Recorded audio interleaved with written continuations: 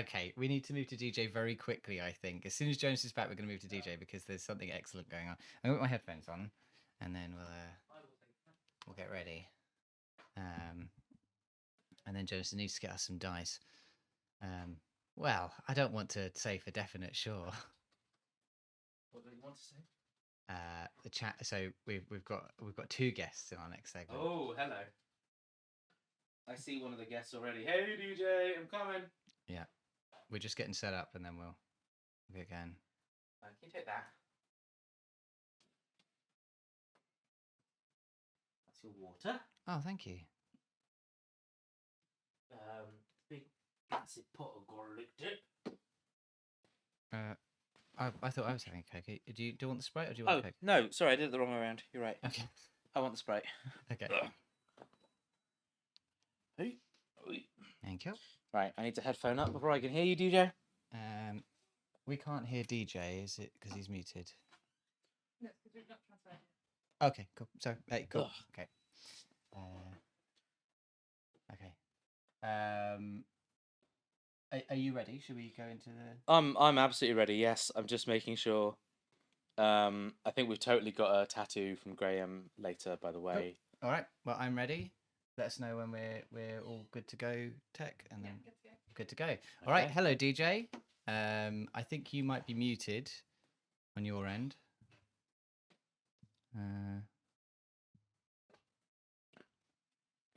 We can't hear. I can't wait to hear you, but I can't hear you. We can't hear you. There it is. There it is. Hello, DJ. And who's this? Who's this lovely fella? Hello. I'm paying the cat tax. Orco. Hello. Orco. Hello, Orco. Hello, He's going to be a Orco. pest, I'm sure. Well, I'm fine with that. No, the internet loves you, Orco. Jones, can you grab us some dice? What What kind of dice do we Back need, to me. DJ? I'm the important one. Hello. Hello. What kind of dice do we need, DJ? Pardon? Can you not hear us? 2d6. 2d6. You're on a bit. Are you on a bit of a delay? I can. What's going on? Yeah, there is a bit of a delay. You're on quite a bit of a delay. It seems like. It would appear so. Yeah.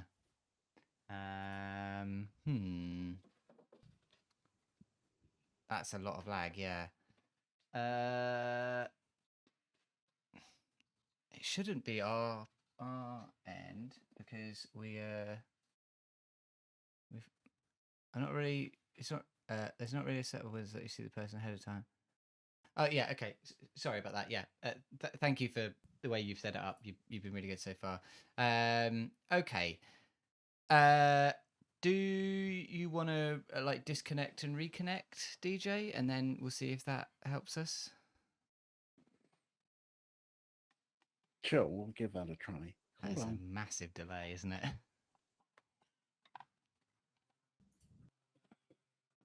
So I don't know what dice we need. So I've just brought the whole. 2d6 we need. You want to pick some colours? I'm going to pick the colour of my nails. So a nice light blue. And a nice yellow. Actually, that's not a light blue. Right, it'll just be a normal blue. Right, blue and yellow. We've got a little dice tray as well, or something. That's dice tray. Yeah. We use that. It's got cats inside it. Cool.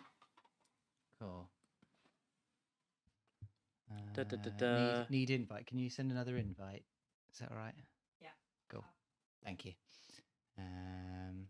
Netherlad, you got to leave. Bed is calling. We're using Twitch guest. We're using Twitch guest star. We're using Twitch guest star. We're using Twitch guest star for the calls.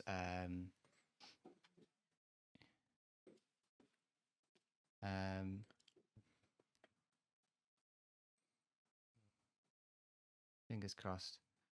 Right.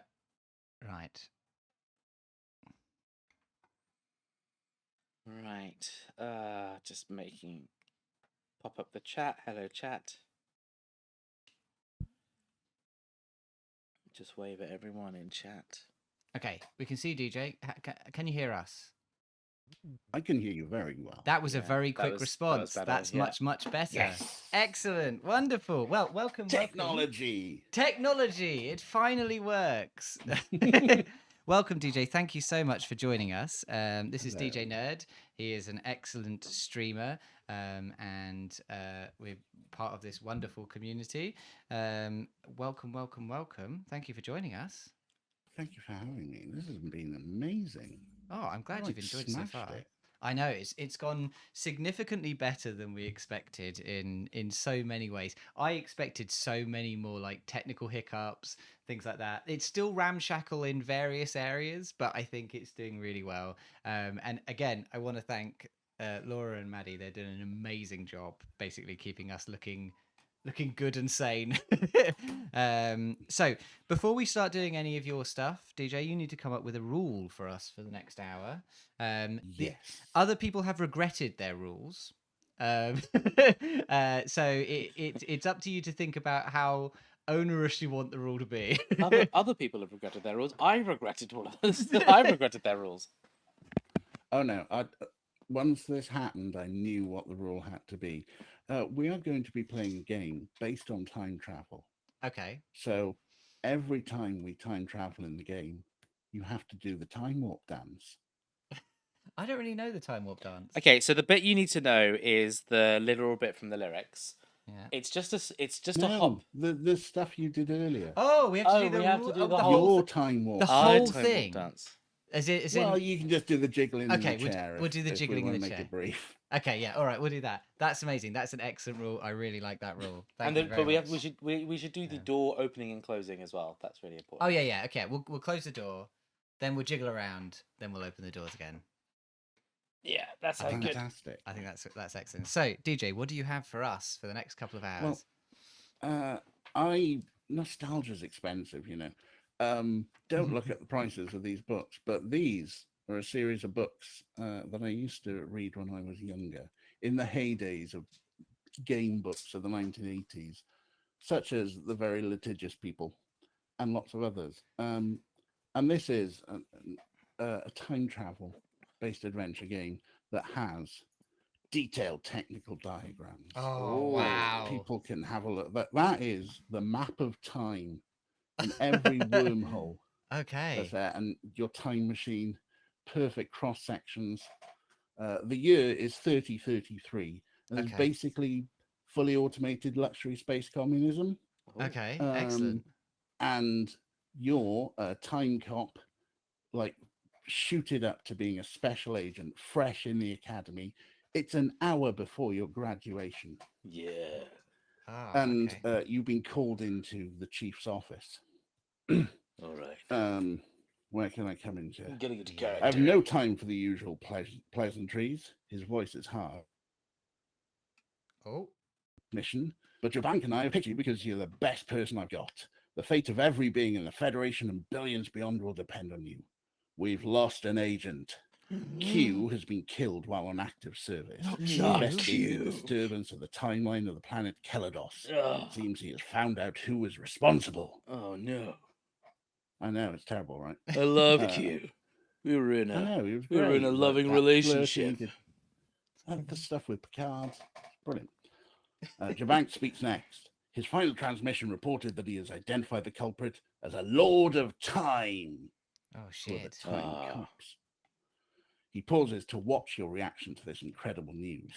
Unfortunately, Q died before he could tell us which one of the lords is trying to change the past in order to gain power here and now in 3033. So you, as a rookie who hasn't even graduated yet, are tasked with discovering which Lord of Time is the guilty one. This could be the end of all humanity. So we're sending a student. Yes. Off you go. You, Falcon. All 5 Lords of Time are currently waiting to do your graduation ceremony. So you've got the opportunity now to go. You've got a character sheet. Where's the character sheet? There it is. Oh, so the Lords of Time are waiting to do our graduation ceremony. Yeah, because they're the bosses of the Time Cops. Ah, see. okay. So this is an internal, Oh like, my like God. So an this is- This organisation. you're goes on, like- so deep. Okay. You're on Black Ops here. Okay. Okay. Let me That's put your crazy. Not over there. There. We've That'll got do. a raid, by the way. Okay, can you read out what's important for us on this sheet because Okay. we're across You- the room from it, so it's a yeah. That's fine. I will run your character sheet. You have endurance. You have hit points. You start with 20. Just like real life. You've got attack and evasion modifiers at 0. I'm sure you'll pick up some stuff in a bit. You got psychic powers because, of course, you got psychic powers. You're a Course. time cop. What kind of Yeah. time cop would I be? Exactly. So you've got think strike, which is psychic attacks, and power of will. Oh. And you've got your standard issue time machine. You know, everyone's got one of them. Plasma Amazing. pistol, universal translator, But temporal and spatial map, we also hologram have- detector. we also have an excellent raid of 8 people from Hawk. Thank you, Hawkwood. Thank you for joining us. You've come in at an We've excellent brought- time. You've caught us just at the beginning of our time cop journey. We brought 8 people from time and space to join us in this adventure. They won't take part with stats, but they will write words of encouragement on our time screens. Right, sorry, carry on. Right. Yeah, you've got a helmet for your stuff. It'll standard time cop stuff, boys. Standard Don't time worry. helmet. We'll keep track of it. All right. The door hums closed behind you as you step out of the high security wing, which houses Section Chief Yellow's offices. Boarding the pedway, you request the time. The service computer responds from a nearby speaker. It is 3 minutes, 15 seconds to your appointment with the Lords of Time at 10 a.m., Falcon. If you would care to step into lane 9, I can see that you arrive in time. Realizing you have only a few moments to prepare, you transfer to lane 9 and open the link to Kane, your cybernetic artificial intelligence network machine thing. It's a computer. It has a name. It's on the detailed diagrams. They're Okay. in the Discord. Punching in your security clearance code on your remote access terminal, RAT. A flexible keyboard and visual display incorporated into the left forearm of your uniform, which you can use to communicate with Kane via the building's service computer. The link opens. Do you? Ask to see Special Agent Q's termination report.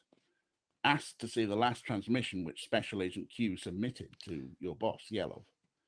Ask Kane why Yellow gave you so little warning about your mission prior to your ceremony. Oh, okay. So we can find out that the report that I guess was given when he was killed.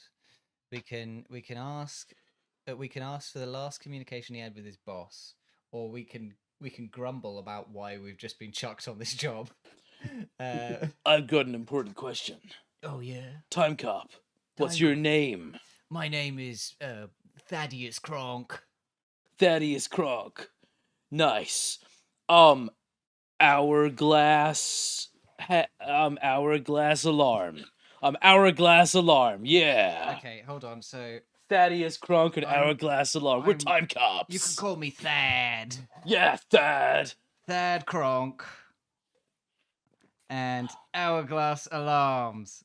I'm going to write this down because we're quite tired and we will almost certainly forget this. We're so inconsistent about a lot of things.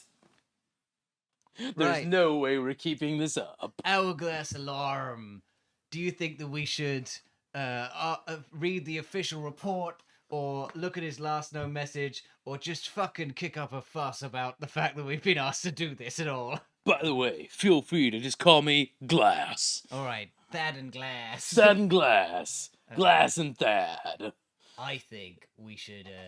I'm not upset about this job. I'm excited.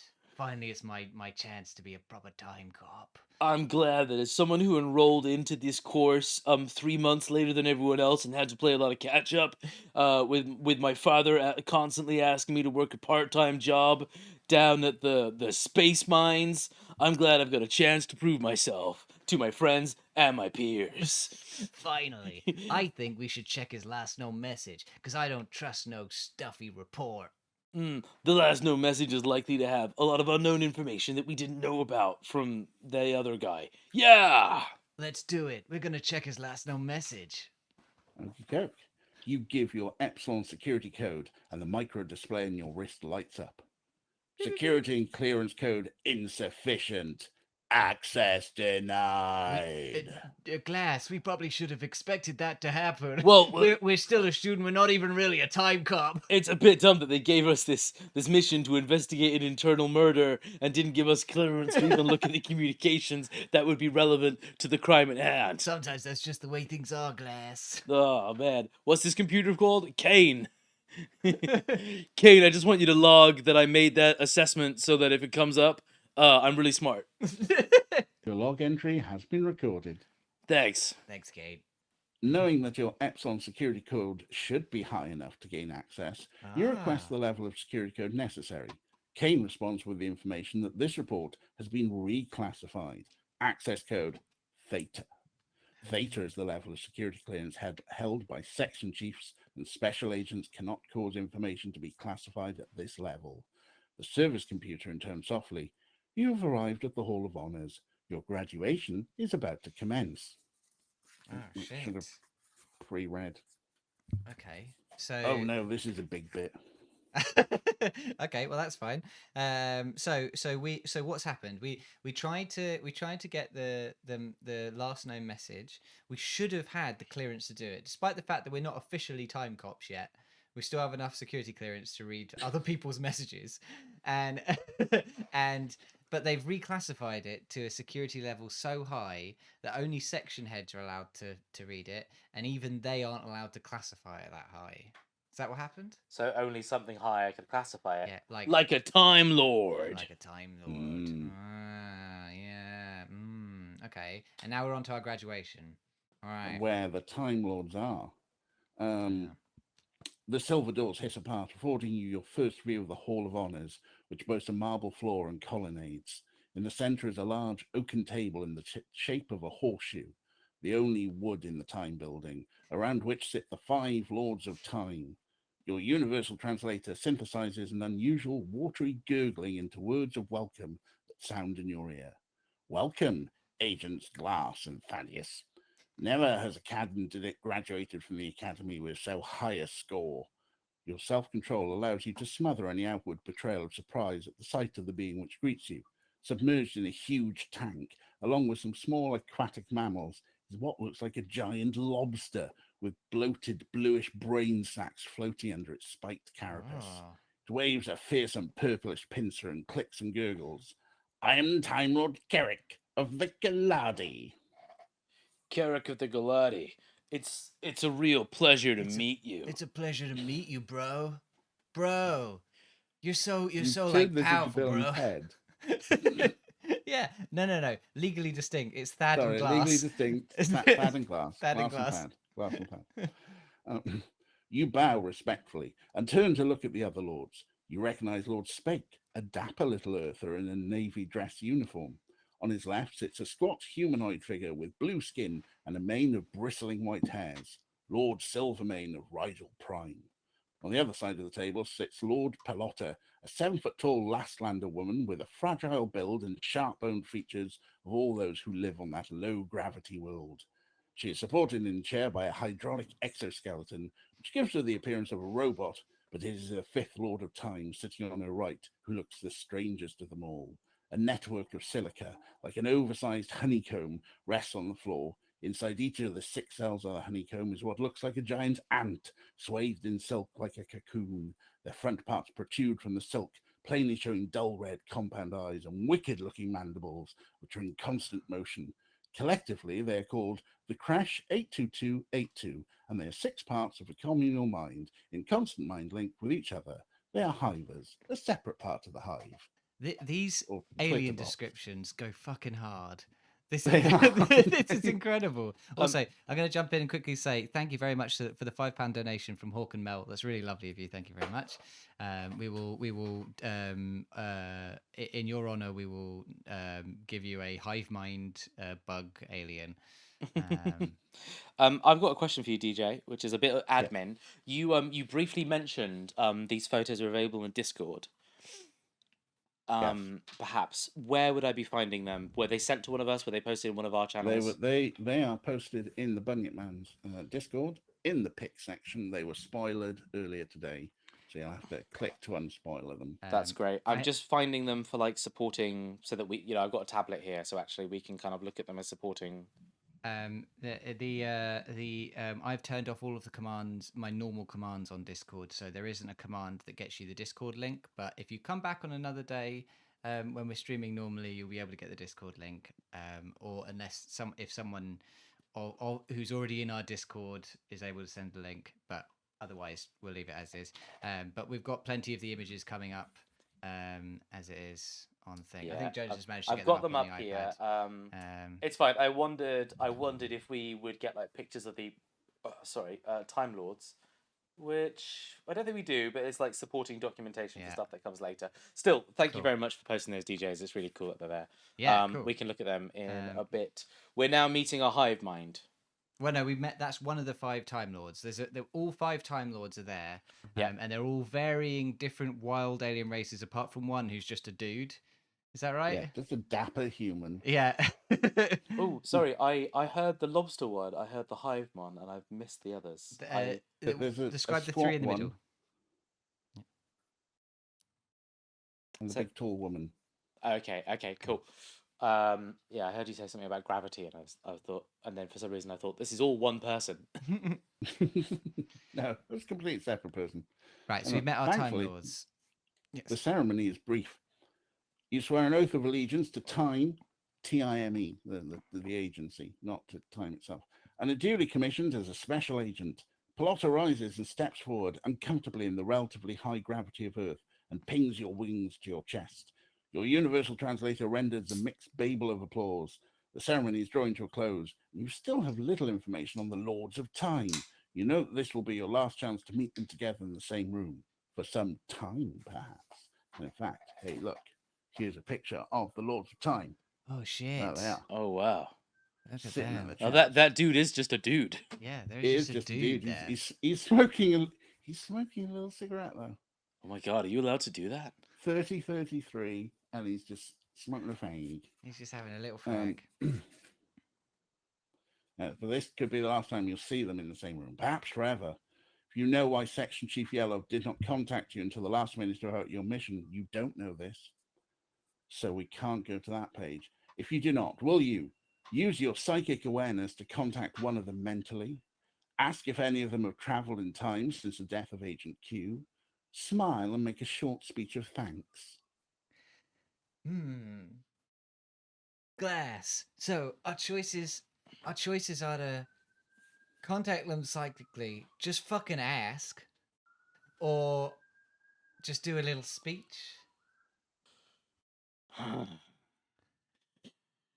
I don't know, man. I think it's best not to let them know that we're onto them. That would tip our hand. But maybe if there's one that we think definitely didn't do it, we can use our psychic fucking mind powers, and we can get them on side. Yeah, we can't trust any of them, man. We can't trust any of them. Should we just do a short speech about? I think we smile and wave, we do a bro. we smile and I think we give smile and we wave. give it an excellent speech. Yeah. All right. All right. We, Yeah. We give a speech. We play nice. We play nice. Super Can play nice. Can play nice. Yeah, do a we're little speech, cool. Yeah. So on 6 them. You thank the Lords of Time for attending your graduation ceremony, saying that you will repay their trust in you many times over. Lord Spake thanks you on behalf of the Lords of Time and exhorts you to further the cause of harmony within the Space Federation by being vigilant against anyone so diabolical as to tamper with the past. After his speech, you salute and are just leaving when Lord Kirk grabs one of the small sea-like creatures in his tank and thrusts it into his mouth with vicious ferocity. He's obscured by a cloud of blood as you finally leave. Sorry. I'm not saying anything out loud to Kirk, but Thad, I don't know if you saw that, man, but like the lobster in the aquarium just like brutally ate one of the other fish or something in the aquarium, and now it's like all bloody in there. Like, I don't know what speaks out like villain vibes to you, bro, but that's pretty fucked. I think I saw that he was wearing some kind of ring that allowed him to talk to other fish, but he could only eat live fish. Oh my god, that's so fucked up, man. That's so fucked up, That's such man. a cursed item to have. I know. like- It's like you have to hear them scream as you eat them. I would have thought that his natural alien species would have been able to talk to fish without the ring. You'd think. You'd think. Uh, all right. You leave the Hall of Honors en route for the Eiger Vault and your time machine and approach the Hovrail, calling a car to the nearest embarkation point using Kane and the service computer. Stepping from the time-building pedway, you emerge into the cityscape to be dwarfed by the tiered office blocks surrounded by housing for the workers and the prod markets which supply them. Jet copters hum overheads like streams of flies, each one darting or circling, its pilots intent on reaching particular destinations. The lower level streets and pedways are thick with people. Those streets which curve up to the higher levels and along the buttresses of the larger buildings bear a steady flow of skimmers, runners sparking as they contact the electrified street metal. Some way from the embarkation point, you realize that you're being followed. You step from the pedway onto the deserted bay of the Intelfax building. The anonymous figure of an office worker in a one-piece suit steps off the pedway behind you. Do you use your power of will to control your follower, duck into a doorway and wait to confront him at close quarters, or slip through the Intelfax warehouse and lose your pursuer in the low-life area, Old Geneva? Oh, by the way, you're in Switzerland because time. Of course we are. Of course we Of are. course. Am I I've just stupid, or is there such a thing as a one-piece suit? Is that just a jacket? It's a onesie. Is They're wearing a business onesie. They're wearing a Business onesie. professional onesie. Of course, this is 1,000 years. Don't in you the have a future. work onesie? Well, I mean, I probably could wear a onesie to my work. But yeah. Yeah, everyone's got a work onesie. Okay, so read us our options again. So you can use your power of will to control your follower, Mind duck control. into a doorway and confront them at close quarters, Confront them at or close slip through quarters. the warehouse and try and lose them in the low life of Old Geneva. Old Geneva. That's Glass. I'm not sure we can handle ourselves in Old Geneva. I think I want to take our chances dealing with this chuckle fuck. Thad, there's a reason why you and I had a romantic night out on our first induction ceremony. It's because we think alike. Let's Yeah, confront this bro! motherfucker. Yeah! Yeah! Time cops! Time cops. Tick tock, tick tock. You're going to thump him. Do we want to thump him or do we want to use our mind powers? I think we go through the doorway, and once he's in close range, We fucking hit him. we fucking deal with We him. fucking deal with that chuckle fuck. All right, we're gonna hit him. Our training taught us not to use our mind powers until we're certain of foul play, unless it comes up later and we should use our mind powers. I think a real gentleman uses his fists. I think not a his real brain. I think a real gentleman draws blood. A real gentleman draws blood. No You real two have gentleman. taken to cop very well. We're headed more for the cop side than the time side. Oh no. I didn't realize I was doing this. All right, we're gonna thump him. Okay. Well, You confront. flatten yourself in a doorway of the Intelfax warehouse, listening to the measured tread of your pursuer. He appears before the doorway and swivels his head in your direction. A forgettable but immaculate face, not a hair out of place. Do you think strike your pursuer or punch to disable him? So a mental attack or a physical attack? Do we think our brain is stronger than our brawn, or the other way around? Oh no, You it sounds got- like he has pretty perfect features, and I wouldn't want to mess up such a pretty face. You say, speaking to our body, do we have different stats for the two? You have 0 modifiers on everything at the moment. Okay. So you don't want to punch his perfect face. You think that destroying art like that would be a travesty. So I say we destroy the canvas, Was his it- mind. Destroy his mind. No one will mourn his mind. All right, we're gonna Okay, think go. strike him. You hurl a blast of thought at your pursuer, but too late realize that he has no mind. He is in has fact no a side mind. droid. Oh The shit! Sidroid lifts you easily above its head and throws you against a wall. Oh, Lose no. 6 endurance points. Oh no, you're Oh, down shit. to 14. Well, just as Ah. we lost to soften the blow of losing those 6 endurance points, we just got an anonymous donation of £100. Thank you Dude. so much to whoever gave us that £100. That is so good. We are now up to £1,679.69. I'm losing my hair, man. That's so You're cool. gonna lose your goddamn hair. DJ, admin question. Are you able to proceed with the scenario if I pop to the loo and Jamie carries on for a moment? I don't Yeah, want I to can hold take you that. up. I can do. Fine. It's fine. Yeah. Hourglass goes for a Um, brief nap. All right, Well, Thad carries on the adventure. dude, I need the loo. The You can handle Sidroid can this. only deal with one of you at a time. There we go. Yeah. He's, So- he's like, Hourglass has been like punched like out for a minute, and it's just like a little Oh, bit, yeah. oh. You got a brief. You briefly knocked out. Yeah. But wasn't expecting that rabbit punch to the back of the head. Nobody expects that. So we tried to zap him, and then he punched us. Right, no, well, he lifts you easily above its head and throws you against the wall. You lose your 6 endurance points Oh within that. shit! Do you reach for your blaster or attempt a flying kick to its head? Missile drop kick. Go on. My brain says that the guy is made of metal, and I probably can't kick him to death. But my brawn says you could do anything you put your muscles to. And I didn't get where I am without listening to my rippling muscles. So That's such a sad thing. that is gonna drop kick.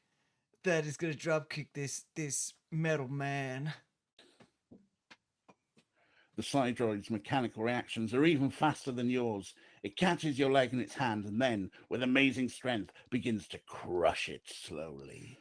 Pain overcomes you as you dangle helpless before it places its foot on your head and pulverizes it as if it were an overripe melon. Is this You have the failed. is this the end of Falcon. that? Oh shit! My finger didn't leave the page. So we just got our head pulverized in. You got your head pulverized. Okay. Well, that's the end of Thad Kronk and Hourglass Alarm. Thad's out. We're gonna have to wait for Hourglass to wake up. The Sidroid is gonna hang around. It's like, no, he's knocked out. Let's So- at least give him a minute. So would that be normally the end of our run and we'd have to start again? You'd have to start all over again. But we are going to use the rule of my finger didn't leave the page. Of course we are. Okay, all right, cool. Okay, so Thad is now dead, and Yeah. his twin brother, brother Brad Kronk will turn up in a mo. So I'm just gonna rub out Thad Kronk from this. Let's see. Thad Kronk, Brad Kronk, short for Bradius Kronk, is going to turn up. He is also graduated today. Yes. Uh, And being assigned to the mission is like, shit, sorry, your brother's dead. You'll- But we need to assign you on this secret Black Ops mission.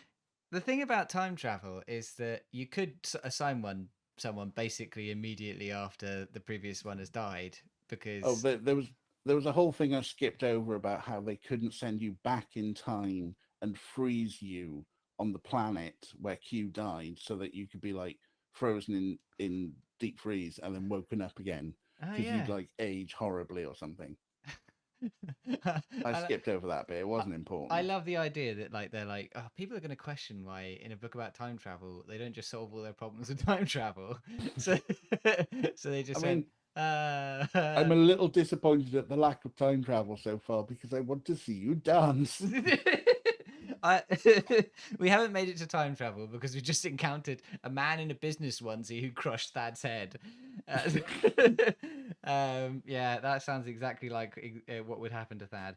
So Hourglass Alarm is currently knocked out on the floor. Oh, we just got another donation from Scary Alien Lover for £14.51. Thank you very much, Scary Alien Lover. Wow, That's what a excellent. fantastic name. If you donated and you are in chat, and you donated over £20, let us know because there's various different rewards we can give you.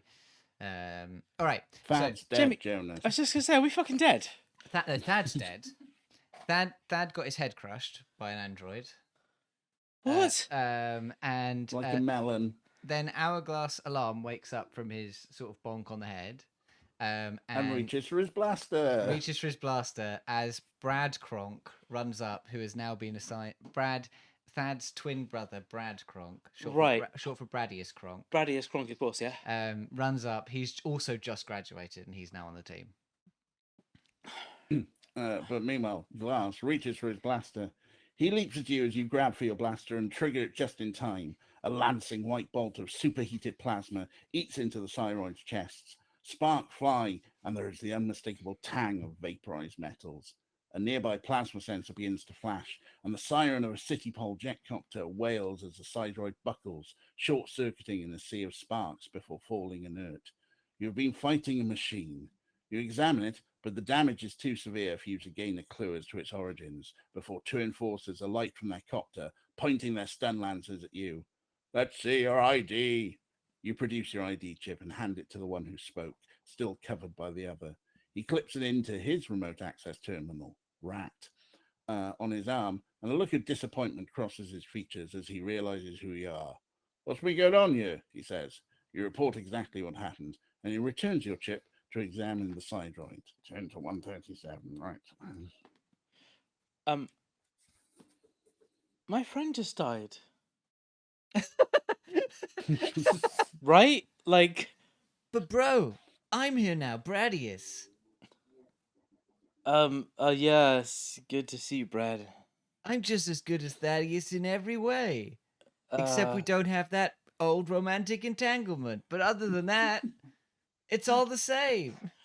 Oh, you can build a new sexual tension that leads to a romantic entanglement. Absolutely. Yeah, We can get started now in front of this policeman. Brad, can you not talk about your brother? Like, are you okay? Your brother just died. Oh man. I got out of the brothers. You'll probably meet him. When I die, there'll be another. Yeah, no. Clad and Zad, Zad. Vlad. Dad. Vlad's Dad. quite pale. Dad, your brother, Dad Kronk. Dad, yeah. Yeah, he's actually not our dad. He's our brother, but he is a dad. He's the only one with no children. Yeah. Oh man, Thaddeus' his children. Oh no. Yeah, Dad is the only one with no Just children. graduated. man. Every other one of us has about 6 children. This is a bad day. Where do we go from here? Okay, I'm picking myself back up. I promise. Looks like you've done some expensive damage here, says one of the enforcers. I think we'll have to take you in. He points his stun lance at you. Just what you'd expect from an SAT. They give them all these wonderful toys and helmets that let them look into honest men's minds. And what do? Pop off their blasters like they've just escaped from the incubator. The first motions you into the jetcopter with his lance. Hold on, says the other. This tin can carries a particle disruptor. After further examination, he consults his Rat.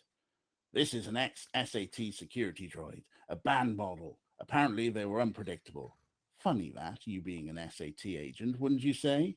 Anyway, just our luck, you won yourself 50 creds bounty for eliminating this junk here. The other enforcer spits in disgust, and they turn on their heels and climb in, bathing you with the copter's hot exhaust as they take off. You continue on your way to the Hovrail, 169. Woohoo, nice. Well, Brad, your brother died, but we got 50 credits, I guess. I'll write that's that down on amazing. your sheet. You never know, it might come in handy.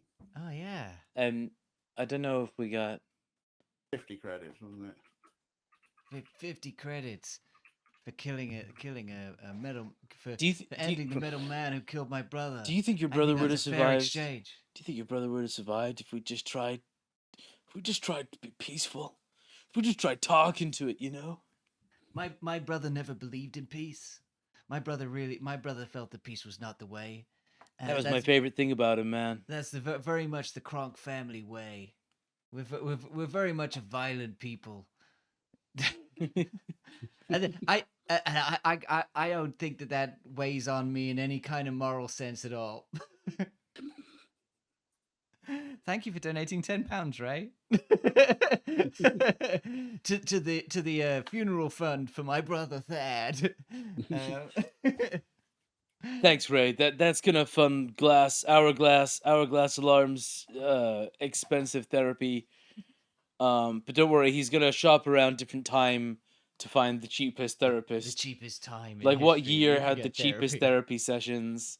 You know, when did therapy get expensive? Go before that. All right, where do we go next? You step into the small half-rail car, secure the bubble hatch, and type in your destination and clearance code as the car rises on its air buffer. The acceleration is steady but not uncomfortable and lasts for half the journey before you decelerate to the Eiger Vault embarkation point. After many changes of direction, occasionally riding above slower moving cars, you leave the spectacular vista of the neon-clad city behind you and plunge into the tunnel to the Eiger. Leaving the monorail, you walk to the checkpoint outside the enormous plasteel doors where your ID chip is checked and the mind scanner is used to double check that you may be allowed into the vault. You step through a small personnel door, past 2 security droids and into the cavern which houses the time machines and the research section of Time. The area in which the machines are kept is partitioned at intervals, and you head straight for your own bay. In the center of the bay, which is lined on 3 sides with racks carrying maintenance equipment, spare parts, the variac drive recharger, and sundry other useful items, lies Falcon's Wing. You approach the access hatch, and the mind scanner lights up red, then green. You're drawn up into the time machine by invisible tractor beams activated by Kane. Soon you're standing on the glowing access disc, and Kane chimes. Welcome, Falcon. Turns 210. We have some choices. Or some time travel. Well, we're in the time machine now. We're in the time machine. Brad, can I ask you a question? Yeah, of course. What do you know about what I'm up to at the moment? Because, like, me and Thad, we kind of got told to do this thing, and you weren't there. Oh no, I've been filled in with it all. You know, the suspicious murder of Q, and you know the fact that it could be potentially one of the Time Lords, and that your access code didn't work on the message. I got filled in with all of that. Don't you worry. Oh, okay. And what? Did you graduate at the same time as well? Yeah, I was in the next set of graduating people right after you guys. Oh, okay. Me and all my other brothers. And then we have like a WhatsApp chat where we share each other's locations. So that's how I knew where you were.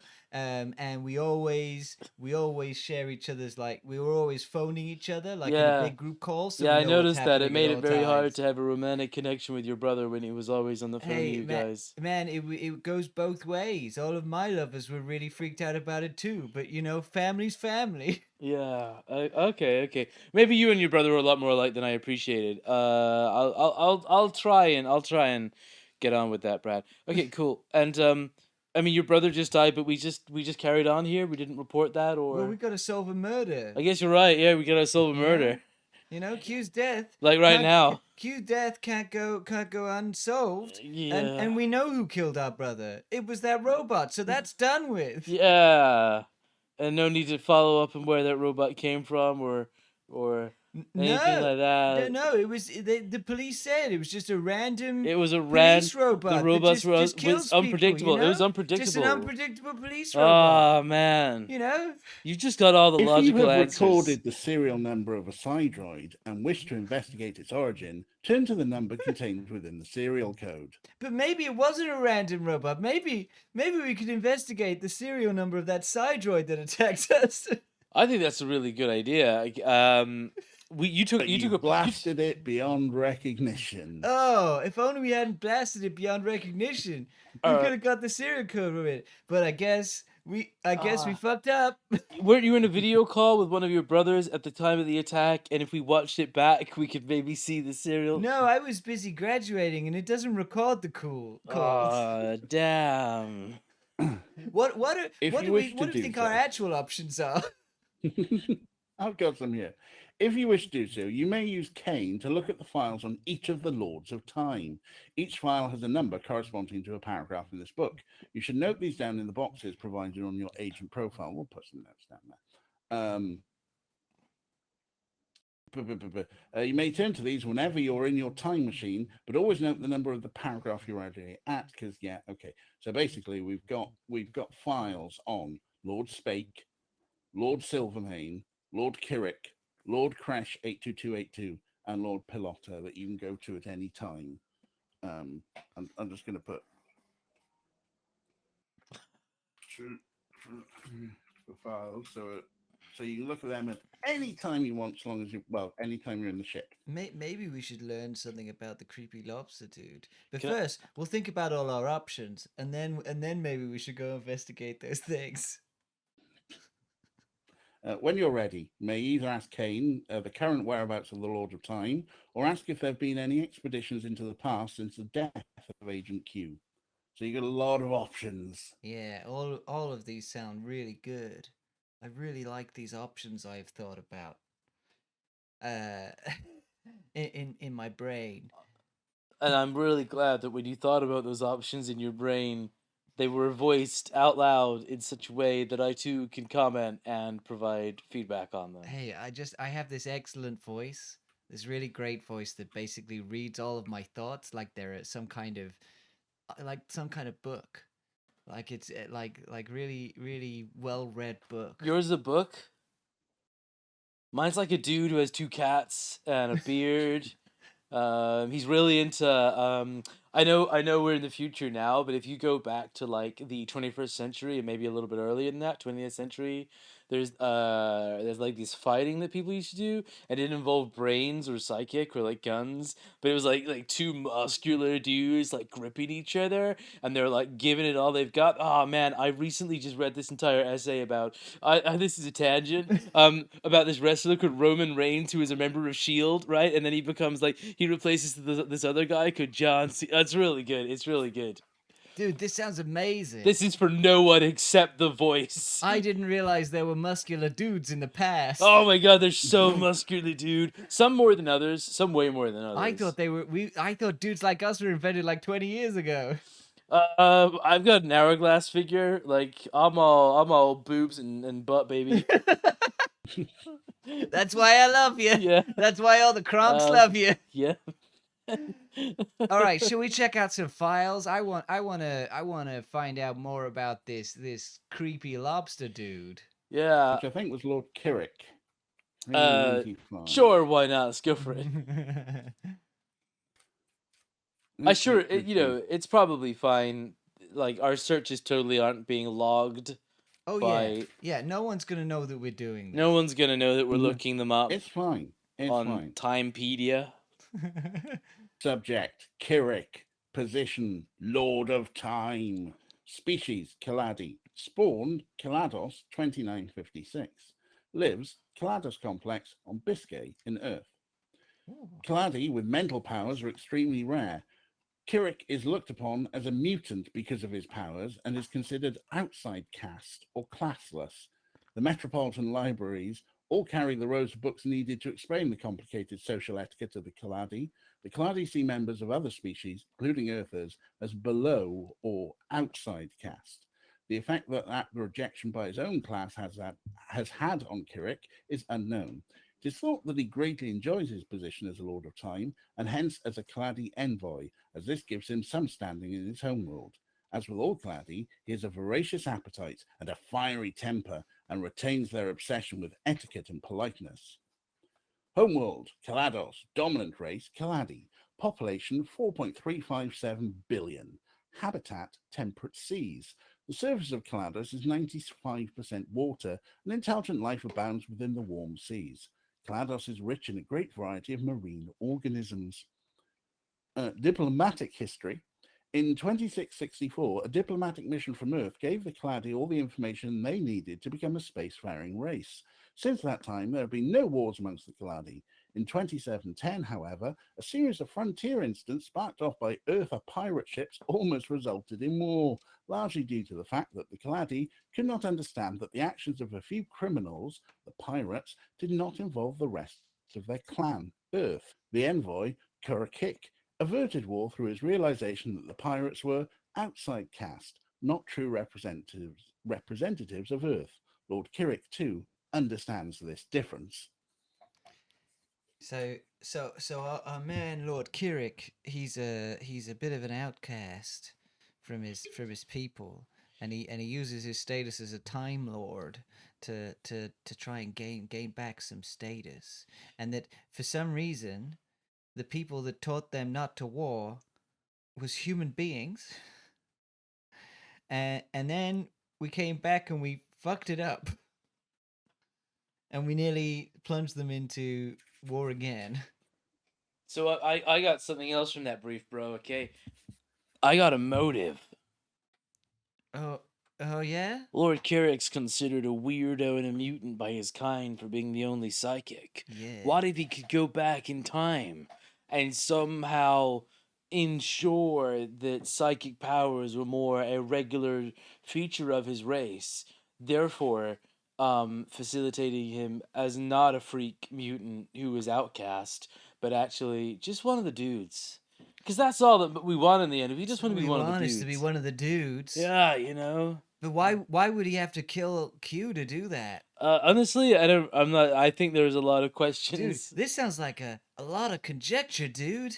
Well, Like this really sounds like unfounded allegations, my dude. okay, well, to be honest, I don't really know why anyone would kill Q. I think that's a big unknown. I'll be honest, I really don't know anything about Q. And so I don't know if I don't really know what motives there could be. Maybe we should find out about more Time Lords, huh? That's our remaining option. Yeah. Let's find out about the just the human dude, just the normal human dude. Just normal man. He's just a normal man. Just But is he an no- innocent man? Only time will tell. That time being the agency that you work for. Oh! Lord Spake, a lord of time, and Earther, born Pacificon, which I guess is a convention. Maybe his parents were in the queue for like the new Doctor Who trailer. Earth 2887 AD. By the way, humans live to about like 250 now. Okay. That's the thing. goodness. Lives in Alpolis. A brilliant scientist, Spake, partly due to his mental powers, was one of two men largely responsible for the invention of the time machine. Like many brilliant men, he is eccentric, will not suffer fools gladly, and is prone to break off a conversation suddenly lost in thought. He's a brave man, and with Irving Klimt, understood the first ever voyage into the past, starting from 2974.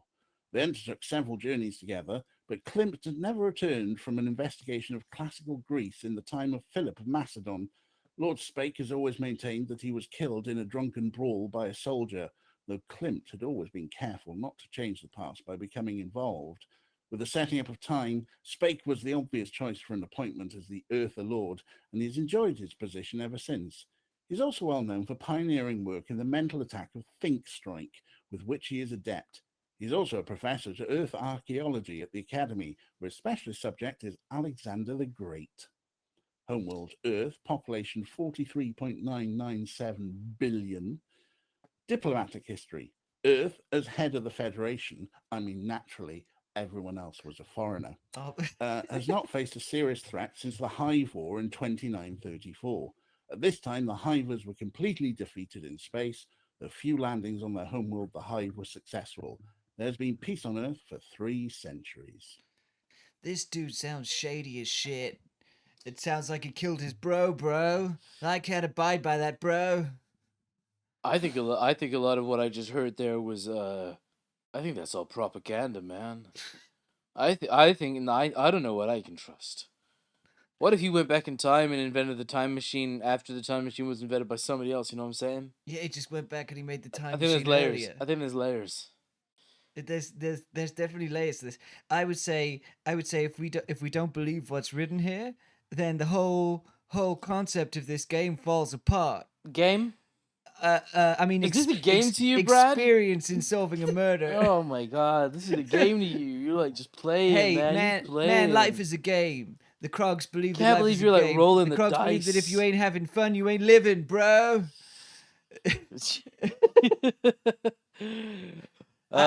This dude sounds shady as shit. It sounds like he could kill a fool with his goddamn mind. Yeah, we can And it too. sounds like he absolutely would. We would too, I think. Yeah, but like it's justified because we're doing it. Well, when you put it like that, no, you are right. You are right. Yeah, our murders are justified. Anybody else's is crime. Was Q human as well? Was Q human brain? I Kane. can't remember. Well, it probably doesn't matter. Can I find out? Fine, Can I find out about? fine, Sorry. fine. It's fine. It's fine. It's Just fine. Fine, don't worry about it. Don't worry about dead people too much. He's dead. Doesn't matter. Can I find out about the tall lady? The tall lady was Lord Pilotter, I think, 397. Tall lady. Yes. Right, yes, Pilotter, Lord of Time, species Earther, born last landing 2975 AD, lives Spyro's Ringworld, or Earth orbit. Set Spyro's apart Ring? by her mental powers, Pilotter accepted her position as a Lord of Time only when a gift of a solar sail racer was offered if she agreed. She is highly intelligent, but seems not to take her responsible position as a Lord very seriously. She still seldom misses a race and is highly successful in the sport of solar sailing, which takes the courage to make a close approach to the sun and the fine judgment not to go too close. Before joining Time, Pilotter had been on the official list of space smugglers and was found not guilty of tax evasion after an investigation by the Last Landing authorities. She prefers low-gravity environments similar to those on Last Landing. Last Landing, found accidentally in 2571 when the colony ship Utopia crash-landed on a hospitable but low-gravity planet. It was the first outer colony. It now has a population of 0.808 billion and still attracts immigrants from Earth. It is a world of golden opportunities and great space, where it is still possible to buy unused land. Each citizen can vote on all issues via holophone in the comfort of their own home. The police force are not kept busy, but Last Landing has become a bolt hole for those on the run throughout the Federation. Last Landing was a founder member of the Space Federation and increases in importance. As it does so, however, its dependence on Earth dwindles. They now control their own policy towards other worlds. Bit like whales. She sounds cool. She sounds pretty cool, bro. She sounds like she's like a windsurfer kind of thing, but in the sun. She's into like extreme sports. She like doesn't really give a shit about this Time Lord stuff, and I find that pretty hot. And tax evasion, bro. Tax evasion. Tax evasion. Oh my god, tell me you weren't in love the moment you heard tax and Because, evasion. I love a woman who can keep away from taxes. Oh my and god. doesn't get caught for it. Nobody who commits tax evasion could be a murderer. If a woman has been touched by taxes, she ain't getting touched by me. Am I right?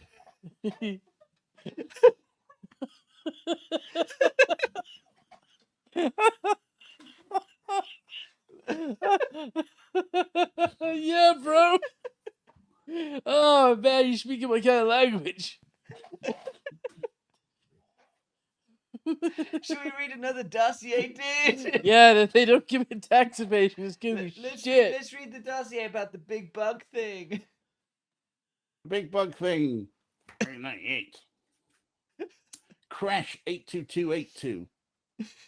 A Lord of Time, a hiver from the Hive, date unknown, lives Hive Ark ship on the Sahara on Earth. Lord Crash 82282 is a group awareness composed of 6 hivers. These beings pool their minds in order to become a living computer. They have no personality as an Earther would describe it, but in common with all hivers, would sacrifice themselves for the sake of the hive without hesitation. They're properly described as it, thinking and acting as one.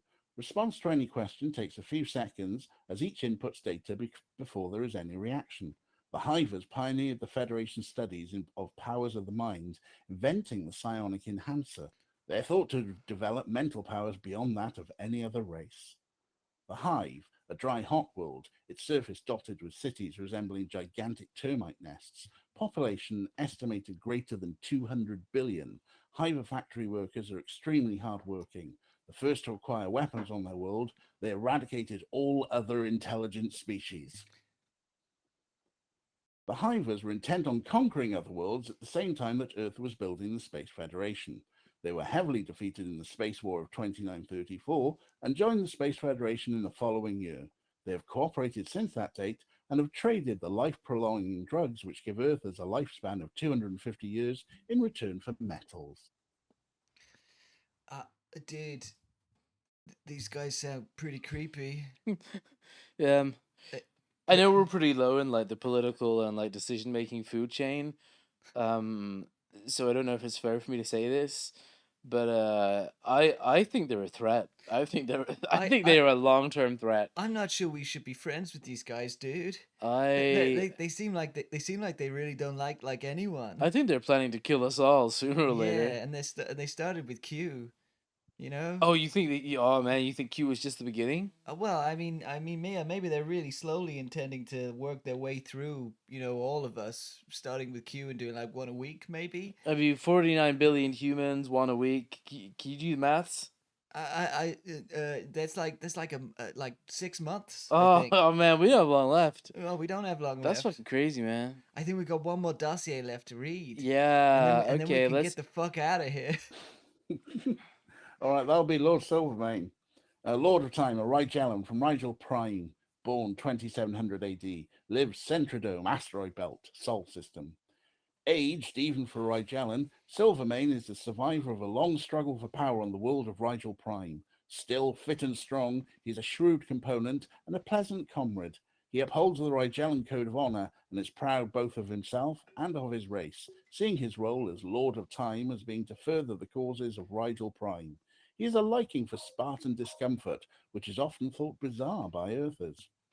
Rigel Prime is a large high-gravity world covered by farmland ranges. The population is 30.131 billion. Silvermane's tribe is in power, but occasional differences are settled through ritual combat, no longer to the death, between chosen tribal champions. The Rigelan's culture is based upon the code of the warrior, and physical strength is still prized. The Rigelans developed space travel in the 1890s and first contacted Earth spaceships in 2152. There was a long history of minor frontier wars, as both Rigel and Earth staked claims to various barren planets, useful only for the easily mined asteroids which surrounded them.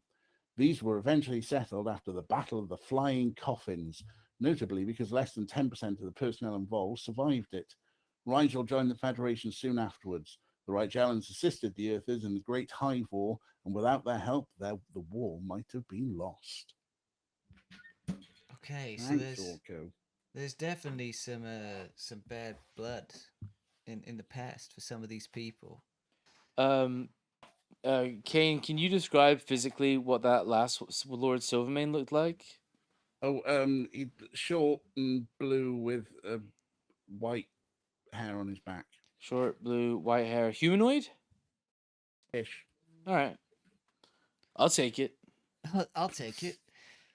Right, so there's sort of bad blood kind of floating around everywhere. Like people have been involved in killing each other's people, making shaky pieces with people. It really sounds like they're not going to make it easy and just make one of them clearly the bad guy. Okay, so what do we do now? Well, I think we can. We got a couple of questions we can ask Kane in the thing. We can. What was it we thought of asking Kane earlier? You can ask the current whereabouts of the Lords of Time, or if there have been any expeditions into the past since the death of Agent Q. I think we should ask if there's been any expeditions into the past since the death of Agent Q. All right, well, why don't you ask if there's been any expeditions to the past All right, bro. since the death of Agent Q? All right, bro. I will ask if there's been any expeditions into the past since the death of Agent Q. That sounds like a good idea. Kane. Kane, have there been any expeditions into the past since the death of Agent Q? As a matter of course, all time trips into and out of the Eiger Vault time hole are logged by the monitoring section. You ask Kane to provide you with a log of movement since the death of Agent Q, typing your security clearance code at the terminal in front of you. The screen flashes up the following information. Okay, so here we go. 4:15 on the 15th of October. Q to Kelados, 2710 AD. 8:04. Epsilon security code insufficient.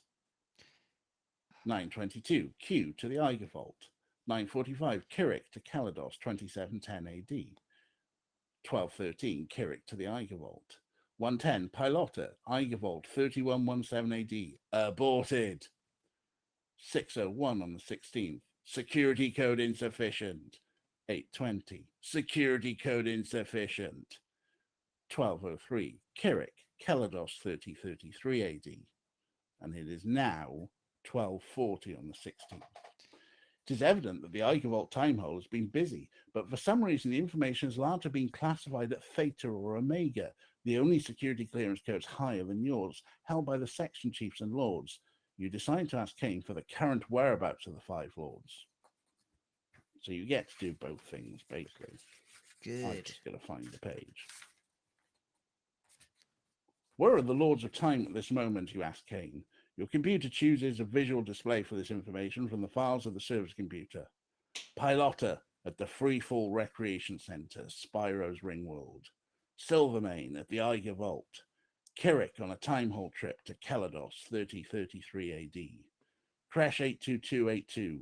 Epsilon security code insufficient. Speak. Epsilon security code insufficient.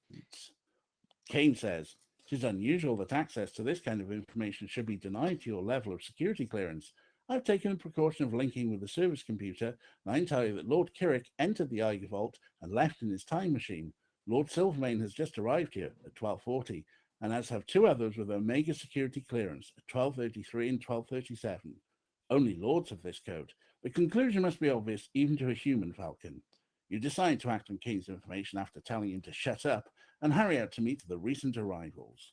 349. Oh, there's not a lot. Sorry, there's not a lot of choices here. No, that's all right. That's all right, dude. It's important to get the lay of the land. It's all right, dude, because I need to do some self-care. 2 minutes, please. All right. Sure. Probably a good time for self-care. We're halfway through. Would you like a brief moment to grab a drink, Kane? Oh well, put a fork in that. That's what I'm using as a bookmark, a wooden fork. Okay. I've got loads of drinks. I should be fine, but thank you. This has been really good so far. I've been really enjoying this. This is the perfect theme. A time themed. I keep wanting to say choose your own, but it's our Story. Our story. Yes. Choose your own story. Story. Absolutely. Yeah. Did you? So what made you choose this one? Is it the time travel aspect? Yes. Obviously, I am an absolute nerd for time travel stories. And yeah, it's just there were so many of these books in the 80s that there were famous 5 ones. That's how I got into the famous 5, was through a book that actually had like maps and codes and decoder cards, and it was in a bag. It was wild. That's so good. I remember a friend of mine having like while we were teenagers, a series came out like, and they had like a big sort of box you could fit all of them in, so you could get like this whole case of them. And I remember having like 1 or 2 of them. I can't even remember the brand or anything like that. But I remember going around his house and seeing all of them up on the shelf in their case that they're supposed to come in, and I was like, Nice. I was so jealous seeing them all up there.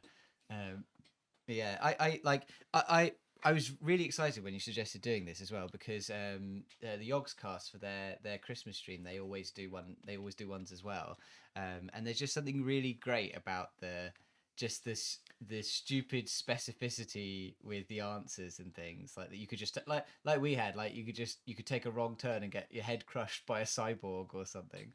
Like it's so good.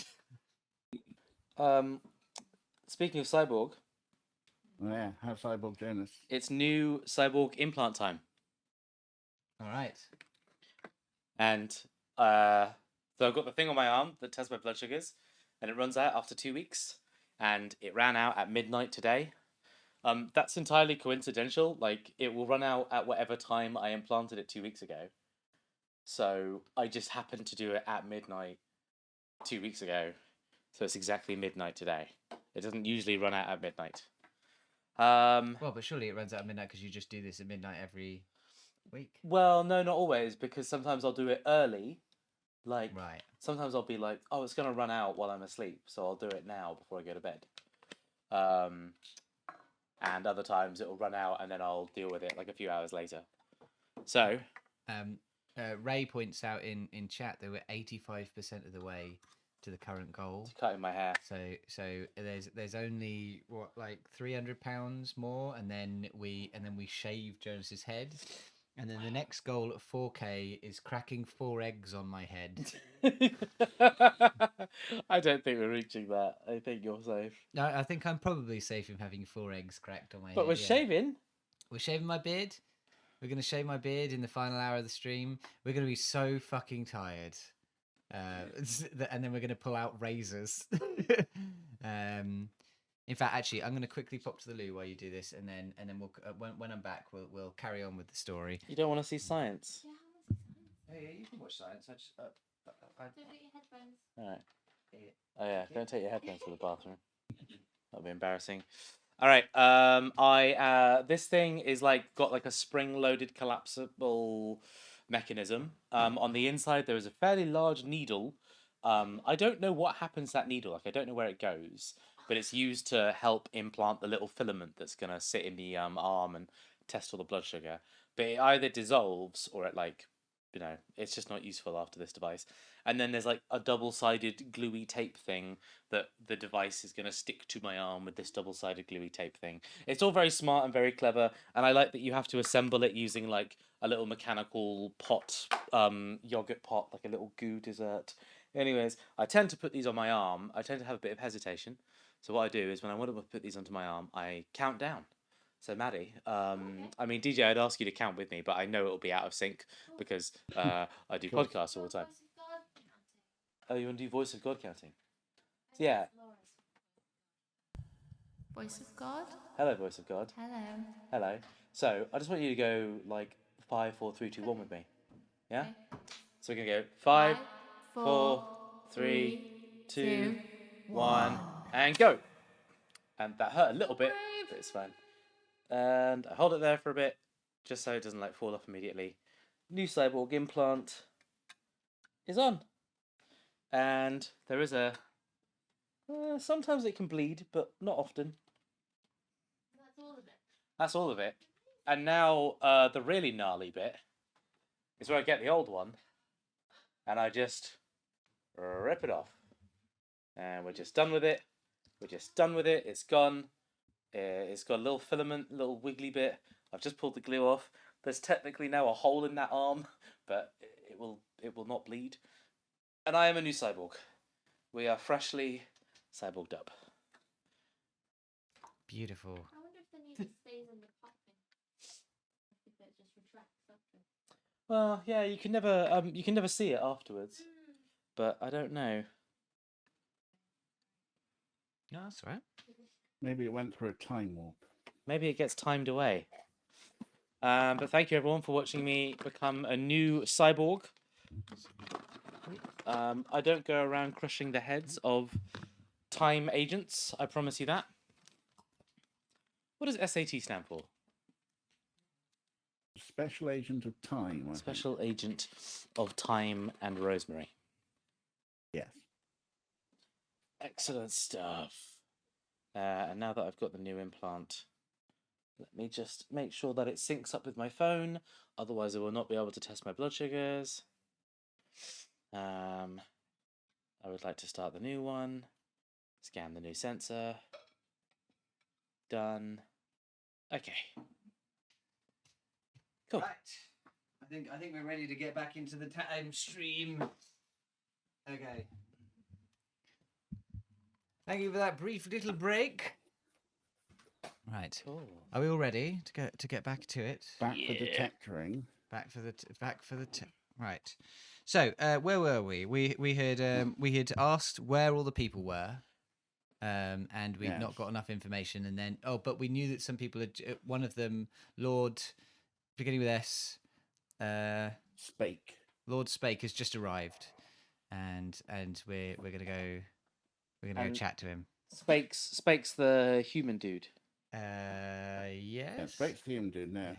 And he's there with you've got Lord Silvermane is about. Oh, is it Silvermane we're meeting? Yeah. Yeah. And he's there with 2 Omega class people that we're not allowed to know. Yeah. Well, 2 Omega class people covered up Well, there were two Omega class trips that you don't know who, Oh, I see. but Okay. you got a bit of extra information to know that it was probably those two. Uh, you float down out of Falcon's Wing and walk quickly to the adjacent bays. You pass the bay used for the crash machine first. It is empty. Then you see the powerful squat form of Lord Silvermane striding towards his machine, just as that of Lord Spake winks out of its bay back into the past. Catching up with Lord Silvermane, you ask him where he intends to go. He replies brusquely, I'm on important official business. You need not concern yourself with it. Spake has just left, however, and you may well be able to guess where he's gone if you examine his file. Goodbye, Falcon. And he hurries towards his time machine. Do you stop Lord Silvermane and insist he tells you where he's going? Or return to your time machine and try to go after one of the other lords? I think we should. I think we should just insist. I mean, we're fucking time cops. He should be answering our questions. He's not a good teacher if he's just gonna piss off. I mean, the fact is we haven't even had one chance to talk to like any Time Lord yet either. So like, this is a good chance. We've got one right in front of us. Let's just fucking Like, do even it. if he's not the suspect, I think we've got a lot of unknowns that we need the answers to. I think we should just berate him until he answers our questions. Okay, you grab him by one of his huge blue-skinned arms and insist that he tell you where he is going. He calmly insists that you remove your arm and makes to enter his machine. Do you apologize and return to your machine? Use your power of will to control him, try to restrain him physically, or tell him about your mission and appeal for his help. Do we think this is the dude? Because if we don't think it's the dude, we should probably ask for help. So I reckon we should ask for his help either way, because a robot already tried to kill us, right? So Right, I remember that. My brother died. Oh yeah, not us, your brother and me, kind of. Yeah. So if this guy like, if he's innocent, then he should just help us anyway. And if he's guilty, he already knows we're trying to solve this problem, so we'll get to see how he lies or like how he reacts to two people saying they're investigating what is essentially him. We should appeal to his better nature. I get it. We're gonna ask him for help. We're gonna tell him what's going on.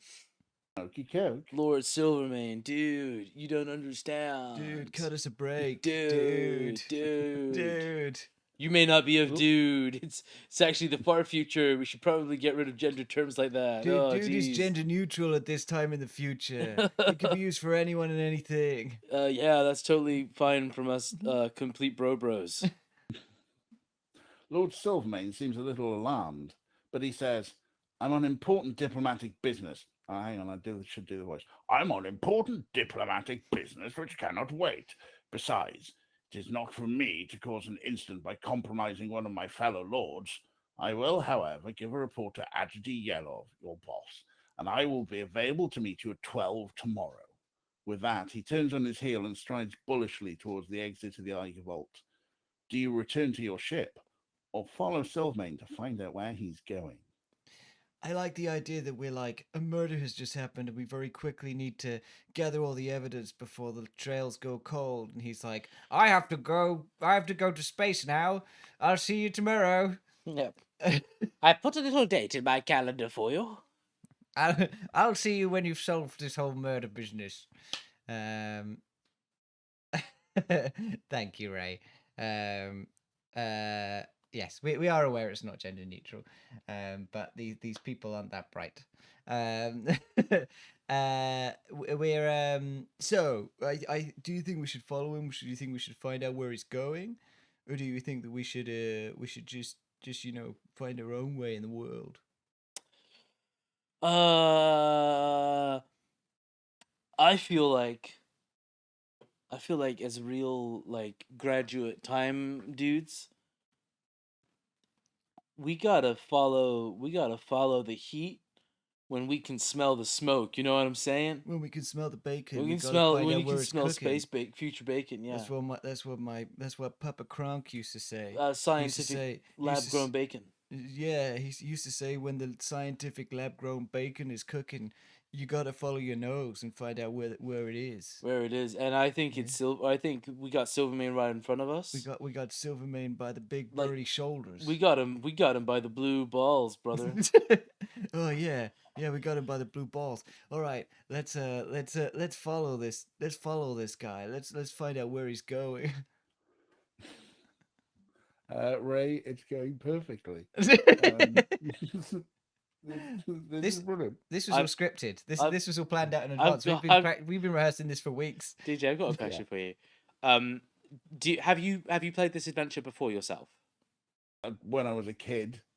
Okay, so I'm wondering like how familiar you are with all the outcomes and like. Not at all. Okay. I bet I basically remember the detailed technical diagrams. It's the only thing I remember. No. This is just really great then, because it means like, you know, if someone was playing like Walking Dead or like Mass Effect, there's like choose your own, you know, make decision games. You always know when someone makes like a good or bad decision. So I like that you're on this ride with us. Like you wouldn't have even remembered the bit where Thad gets his head stomped in by a robot. Like Which is surprising because that's very emotionally impactful. That's the bit when everyone talks about this book. That's the bit they talk about. Is where Can't Thad got believe his they head killed stomped in by Daddy a as robot. Gronk. Yeah, and then Brad turned up right after. Right, we're gonna follow him. You're going to follow him. Okay. Cautiously, you shadow Lord Silvermane from the Eiger Vault to the Hovrail, summoning a Hovcar with which to follow him using your rat. Silvermane also consults his rat, but for longer than the time needed to summon a Hovcar, even for an alien. Before he enters his Hovcar, Agity Yellow's call sign flashes on your micro display. You accept his transmission, and he asks you how your investigation is progressing. You reply that it has not progressed far, but give a brief report. Yellow thanks you and breaks contact. You enter a Hovcar and lock it onto the trail of Silvermane and follow him. An hour later, he debarks at the Galactic Trade Center. As your own Hovcar glides to a halt, Yellow calls you to his office at Time Headquarters, a journey which takes a further 50 minutes. He cannot see you immediately, and you wait for over an hour before deciding to return to the Eiger Vault. As you approach its gates, you're suddenly engulfed in a blackness.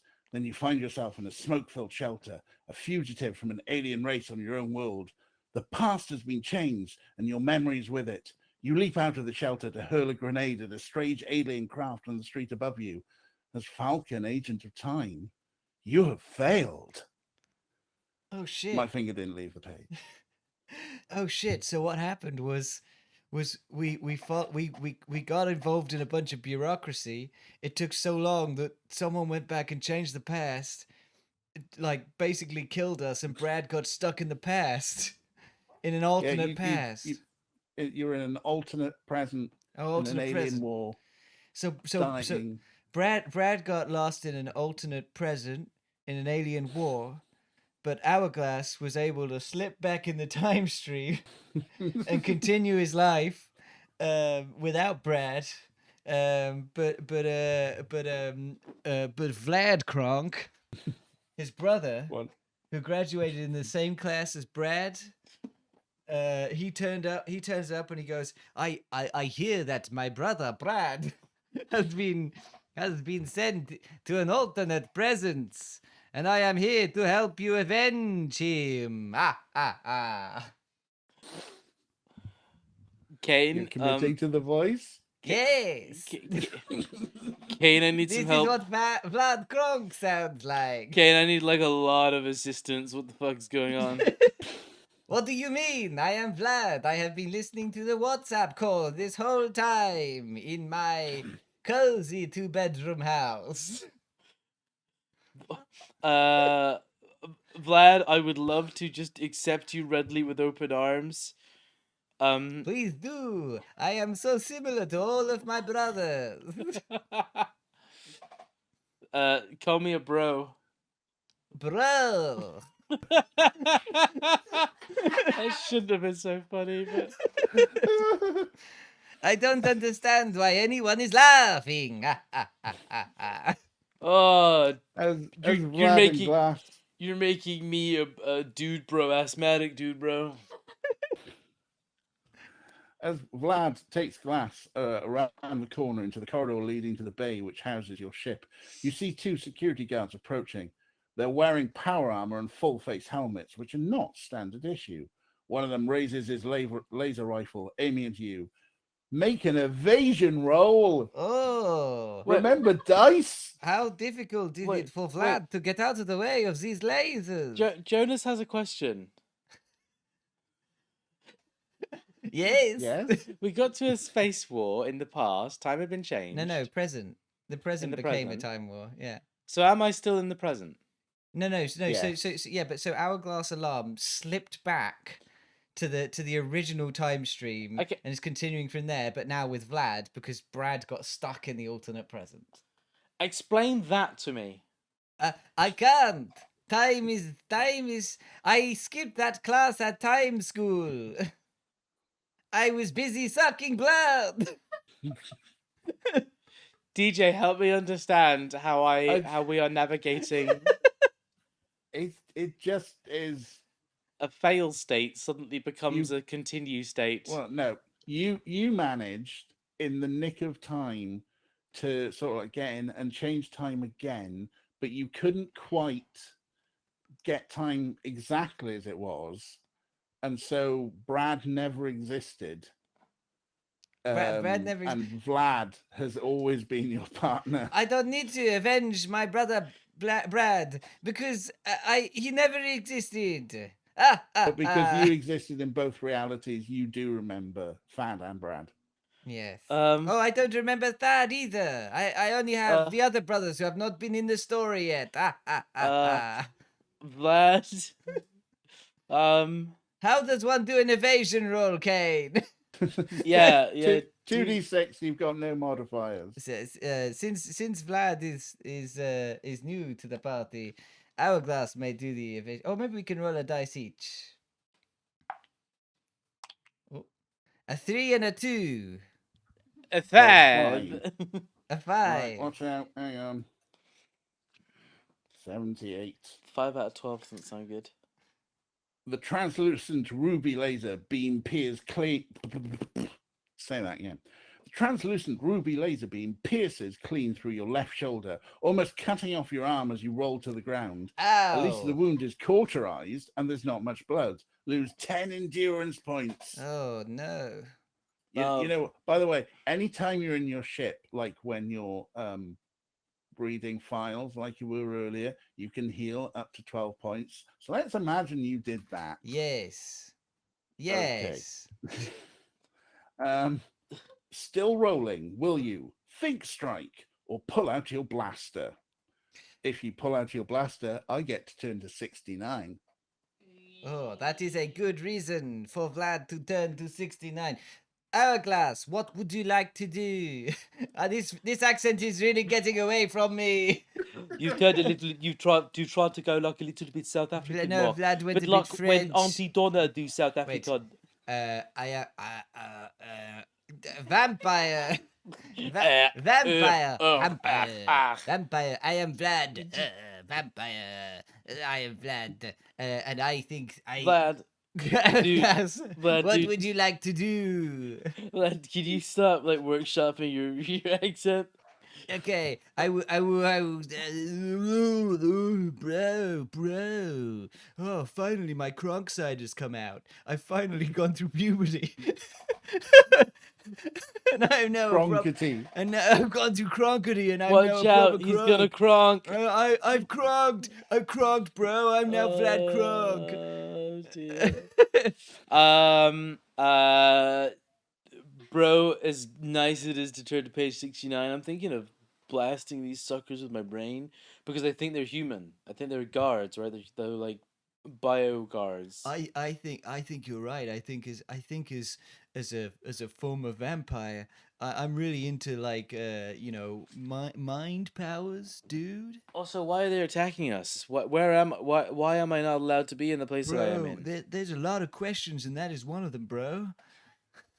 There's a lot of shit going down.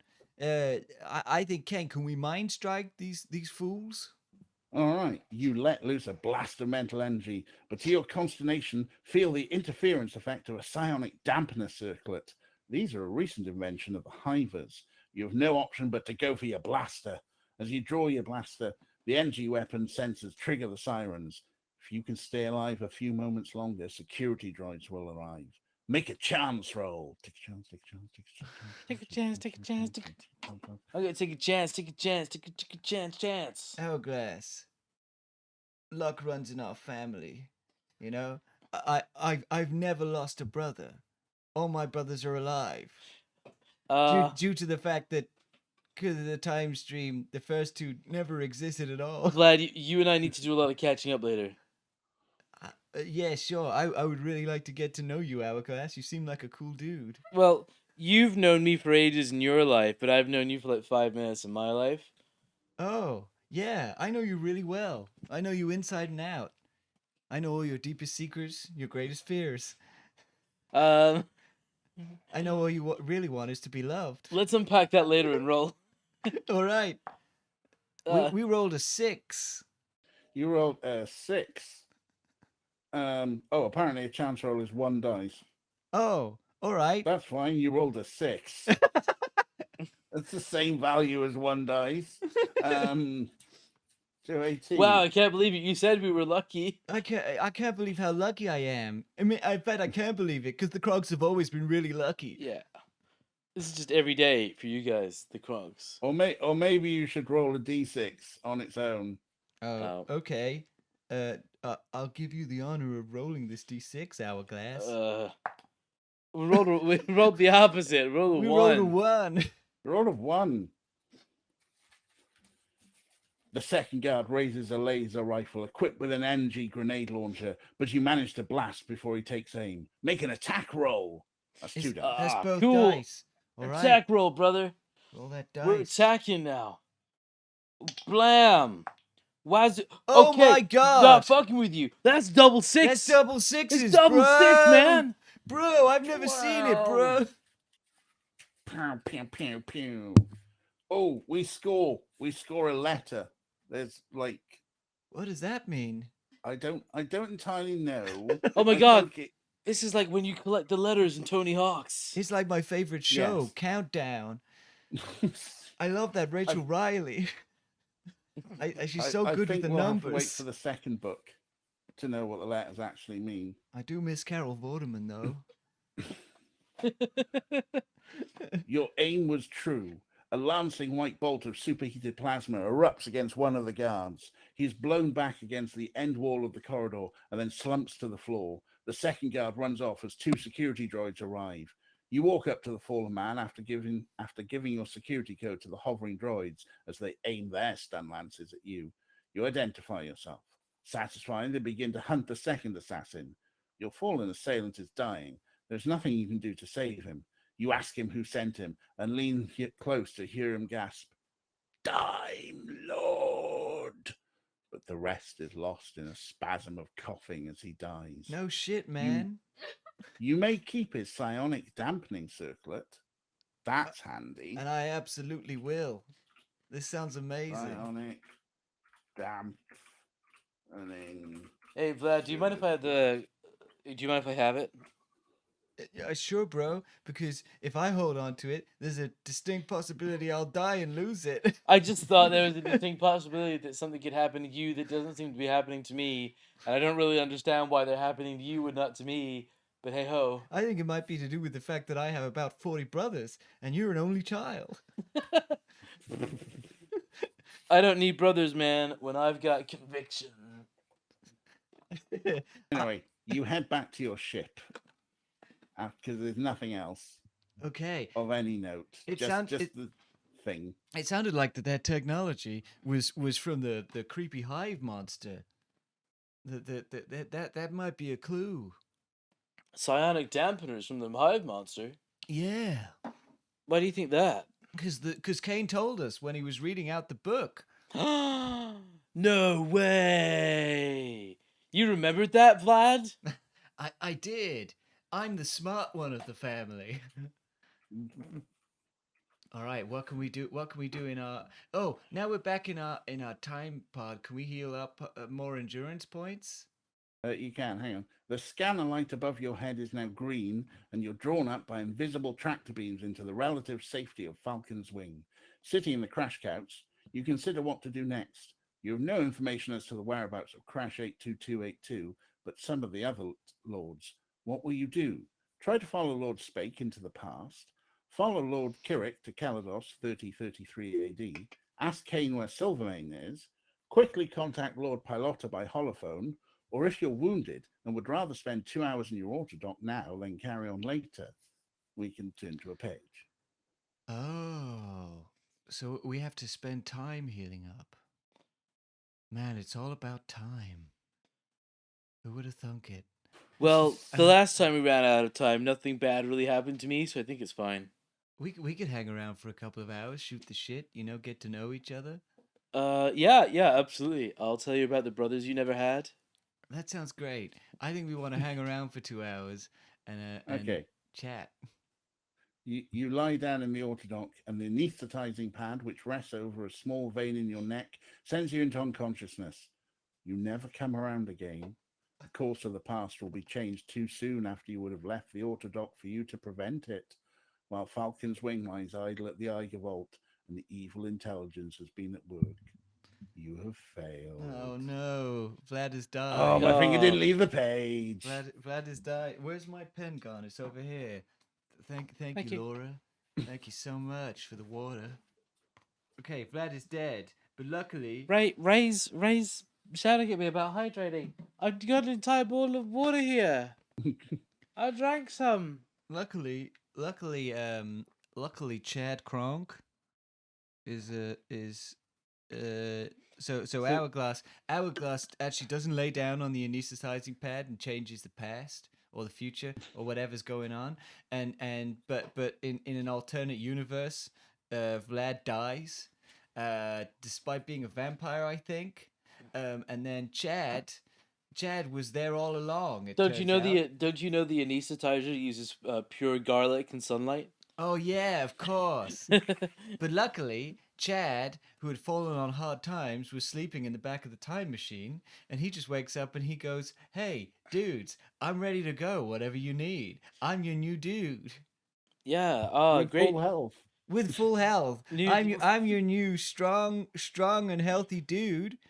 Your strong and healthy bro who's here to help out." Well, that's good, bro.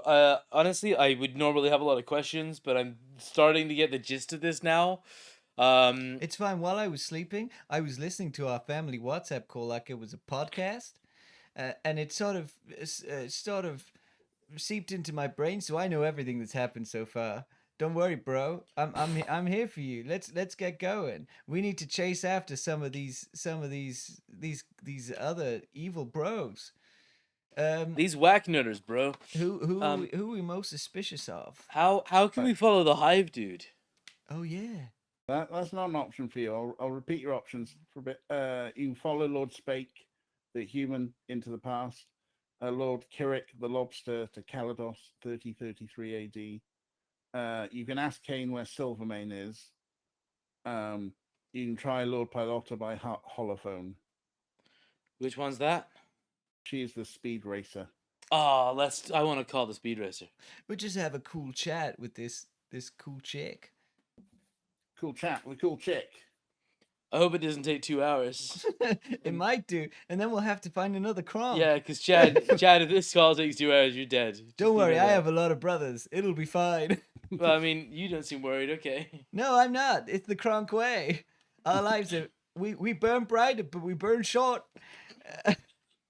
I'm 13. We live for the Kronk. We die for the Kronk. we live for the Kronk. We die for the Kronk.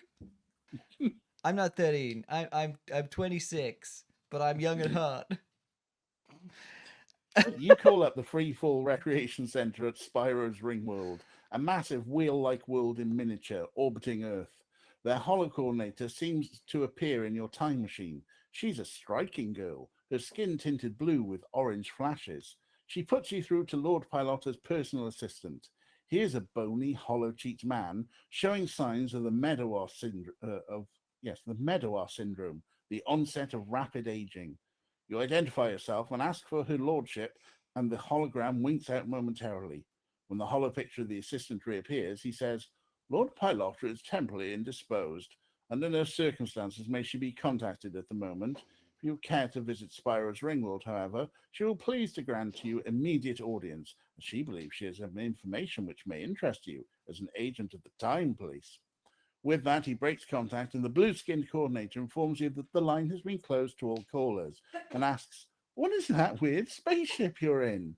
Kane informs you that by requisitioning a shuttle from the Eiger base, you could dock at Spyro's Ringworld in 18 minutes, ignoring the holo coordinator.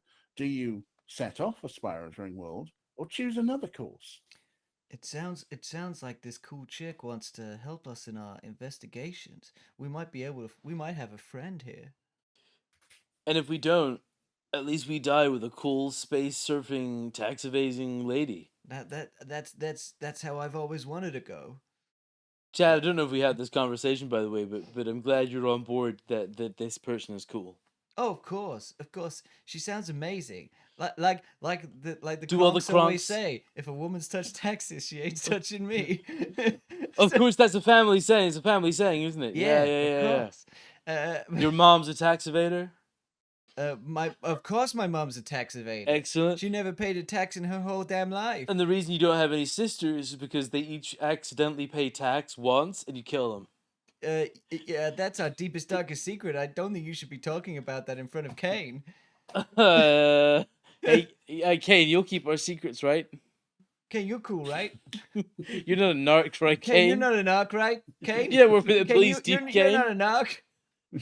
Your conversations have been routed to the recycling bin.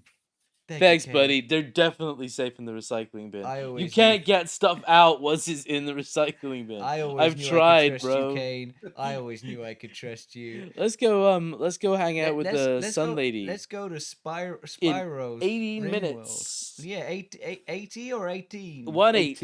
18. Only 18 minutes. We know that from the phone calls I've been listening to, we know that the world ends in like under 2 hours, so we haven't got long. So 18 minutes is like nothing. It's fine. Through Kane, you order that a shuttle be prepared for your trip to Spyro's Ringworld and waste no time. You run from the doors of the vault across the launch bay to the small dart-shaped shuttle with its huge ungainly drive vents, each as large as the cabin. The navigational computer is already set as you strap into the acceleration web behind the pilot. With a flash of light, the ion drive fires, and you're accelerated sickeningly quickly. This is a Navy pilot. She has never flown civilian craft. Minutes later, the docking computer locks onto the Ringworld, a glittering disk 20 miles across, turning silently in space, and the deceleration is equally unpleasant. As you step out into the airlock, the pilot turns and smiles. "You stood that well. You must be fit." You ask her to stand by am. for your return journey and enter the Ringworld. What? I am fit. Could She- I have done she that could take- sexier? No, I think that was sexy enough. You know, Okay. the most sexy thing is the acknowledgement of my muscles. Do you work out? Constantly. I do nothing but work out and sleep in the back of vehicles. But more importantly, do you pay taxes? Because if you do, I'm out of here. Yeah, we're jumping ship right now. Talking of tax evasion, Lord Pilota's assistant meets you as you emerge from the airlock and, helping you into a jetpack, points up into the empty center of the so-called Ringworld.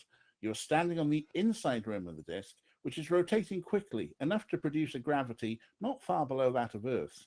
Looking up, you see the tops of buildings 20 miles away on the opposite side of the rim. The assistant explains that Lord Pilota is in the gravity-free zone, or freefall area, in the center of the disk, halfway to the other rim. You blast off with him confidently enough and head for the center of the Ringworld. And here's a picture of what that looks like. Oh, cool. Presumably Lady Pilota there. So you're just in a giant Oh, yeah. space donut, basically. She looks like she's having a real good time. Not paying taxes, complimenting our muscles. No, that was the other woman who was complimenting our muscles. This woman's just having a real great time in 0G. As you Why approach, can't they you both? see Lord Pilota spinning slowly, head over heels, apparently at ease without the hydraulic exoskeleton she uses in Earth's gravity. With a shock, you realize that you cannot adapt easily to freefall and accidentally cannon into her, sending you both towards the other rim. She steadies you easily and with 2 deft jetpack blasts returns you to a stationary position in freefall. She speaks, her voice high-pitched in the thin air. Falcon, you've come all this way to see me? Why? What is so important? Will you accuse her of trying to change the past? Tell her that a Lord of Time has been interfering with the timelines and ask for help?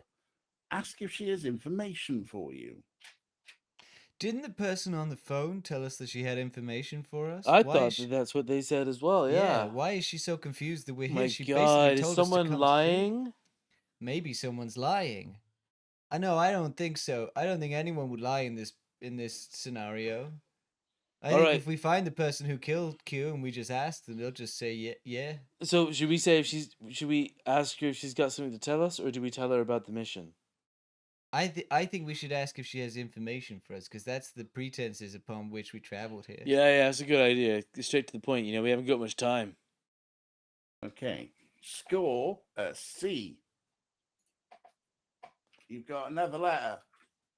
What does it mean? I think I've got to buy the next book. I bought the next book. Pilota responds, her voice high-pitched in the thin air. I noticed yesterday that someone had spent much time researching the history of Earth around the time hole of 1241 AD. A very great deal of time, according to the Central Library log.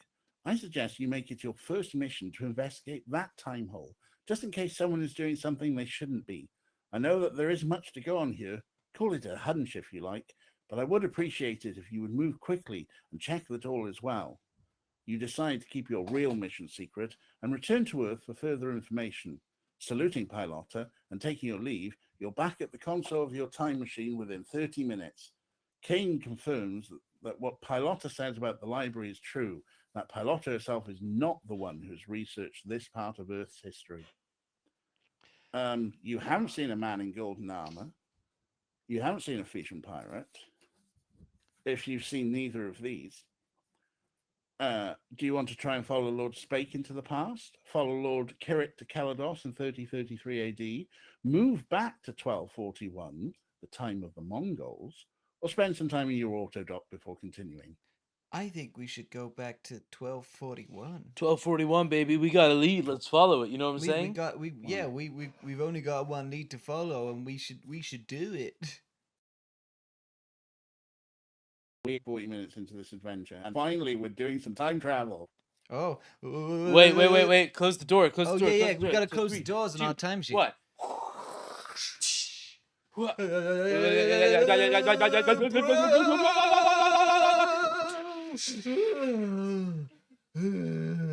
Oh man. Chad, you alright, bro? Oh, I'm alright, bro. How You're are not you, used to time traveling. You're like 13 or 26. No, I'm a varying age depending on what we need for the situation. How are you doing, Hourglass? Because you're like an old man in comparison to me, or maybe not. I don't know. Well, I am a graduate. I can promise you at least that much. So, I'm coping. You could have been a mature student, bro. I take offense to that. I'll have you know I'm fresh-faced and young at the right young age of 69 nice. 69, nice. Yeah, we live to 250 Nice. now. 69 nice is the new 30, 69 nice is the 34 and a half. Five. Yeah.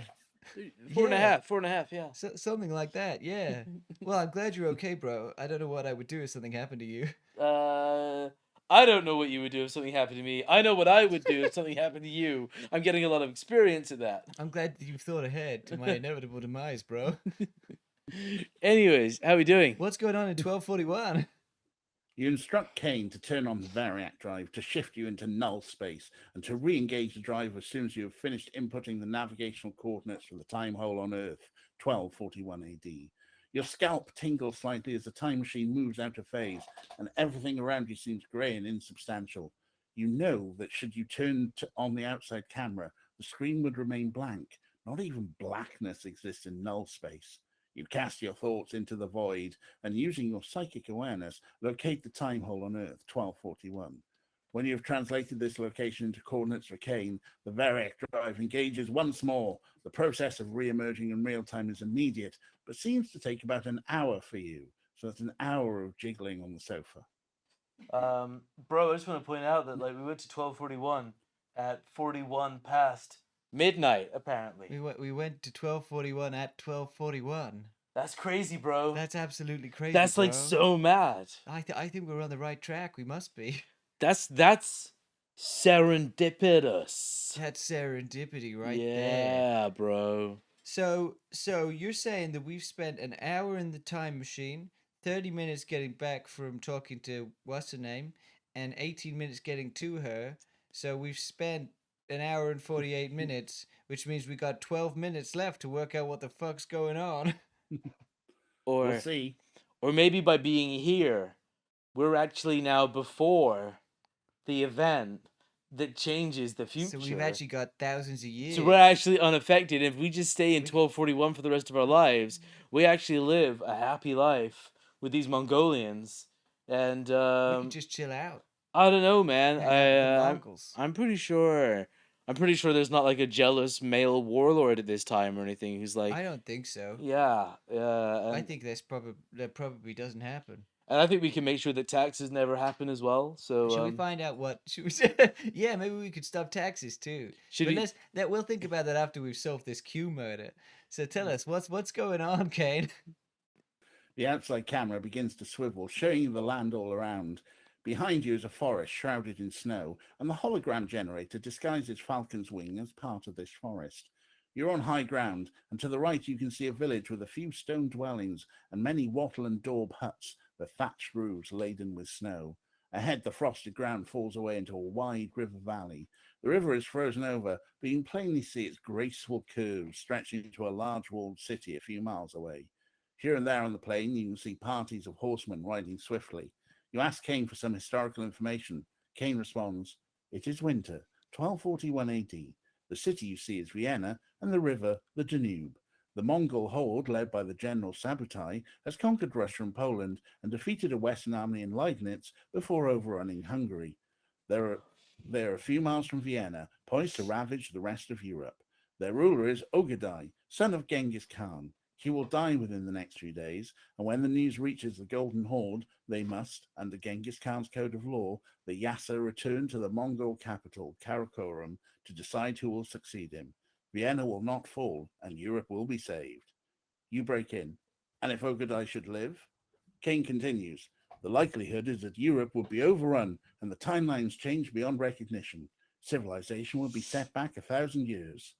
You decide to investigate the area for signs of another time machine, and Kane programs the molecular converter to produce the clothes of a Viennese peasant, a sackcloth tunic, woolen leggings, and hooded cloak, which you put on over your uniform. You step out into the fresh, clean air. Turn to 381. Bro, we got Also, some brand new stopping them. clothes, bro. You look future swole in your linen slacks. You know what I'm saying? Bro, you look like a peasant, but like in all the right ways. Man, yeah. When I say that you look like a peasant, what I'm trying to say is like you're doing a great job of looking like a You- peasant. You know what I mean? You know what I mean? You look like humble, and that's working for me. Yeah, man. Yeah.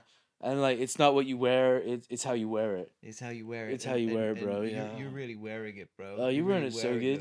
those Can I just say you're wearing it good too? Thank you, bro. You're welcome, I bro. really appreciate that, bro. That means a These lot are to me. compliments, by the way, that we should totally be checking off the incentives. I think Kane, what happens next? You walk along the edge of the forest towards the village. Kills of smoke wind up from the holes in the roofs of the cottages and huts. As you approach it, your holo detector picks up a hologram. A time machine has been disguised as trees. My God, that means Bro.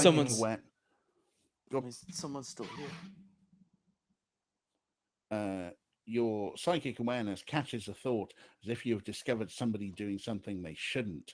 Abort reconnaissance, you sense next. There is a click and a hiss of a hatch opening and closing, and a group of nearby trees winks out abruptly. A meter-long metal canister rolls down from the bank on which the time machine had stood. You run towards it and recognize it as a nuclear bomb. The digits on the timer are ticking past like an old-fashioned 20th century fruit machine. The symbols are foreign, but you guess that all of the red stars will be in line within about 30 seconds. The nuclear device appears to be one of standard design and is capable of destroying Vienna and most life forms within 20 miles of this spot. This would change history beyond recognition. As you watch, another of the red stars clicks into place on the detonate line. Dials click forward 1 space at a time. When the middle star is clicked forward 3 times, the 3 stars will be lined up on the detonate line and the bomb will explode.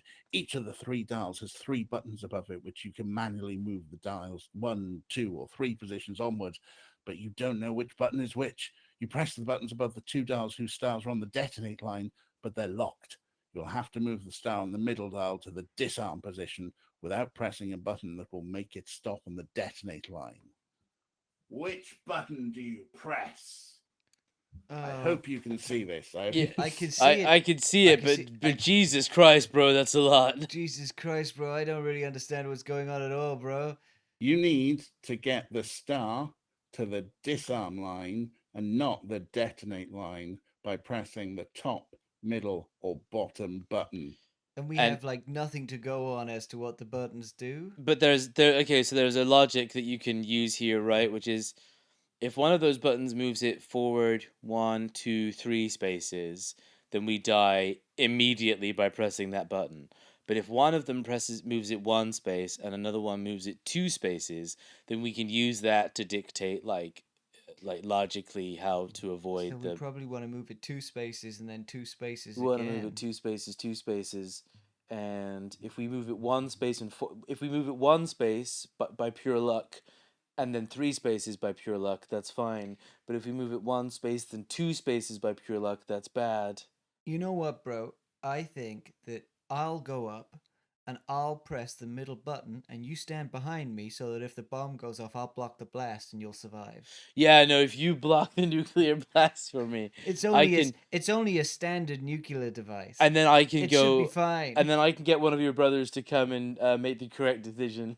I think that's right. I think we'll get the smart one in after this. Yeah, okay. Which button are you gonna press? I'm gonna press the middle button, and you just stand behind me, and I'll block the blast.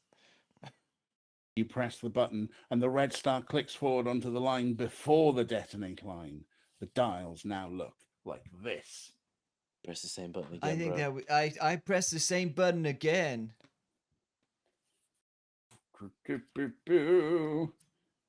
I'm just going to milk this out because this is probably going to be where we wrap ourselves up, I think. Yeah, right, probably. the middle button, 402.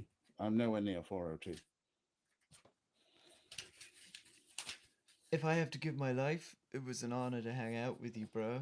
Yeah, you too, Vlad. I mean, Thad. I mean, Brad. I mean, what's your name again? I'm Chad. Chad. Yeah, Chad.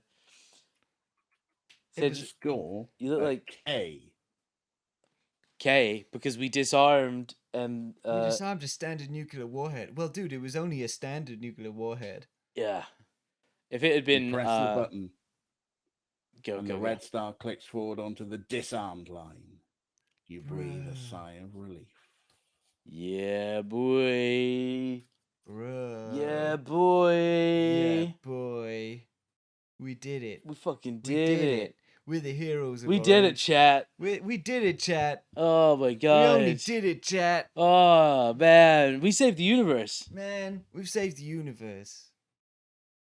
You're wiping the sweat from your brow when suddenly, with blood-curdling cries, a mass of horsemen burst from the trees behind you. They're armed with short bows, hooked lances, and curved swords. Their weathered yellow faces...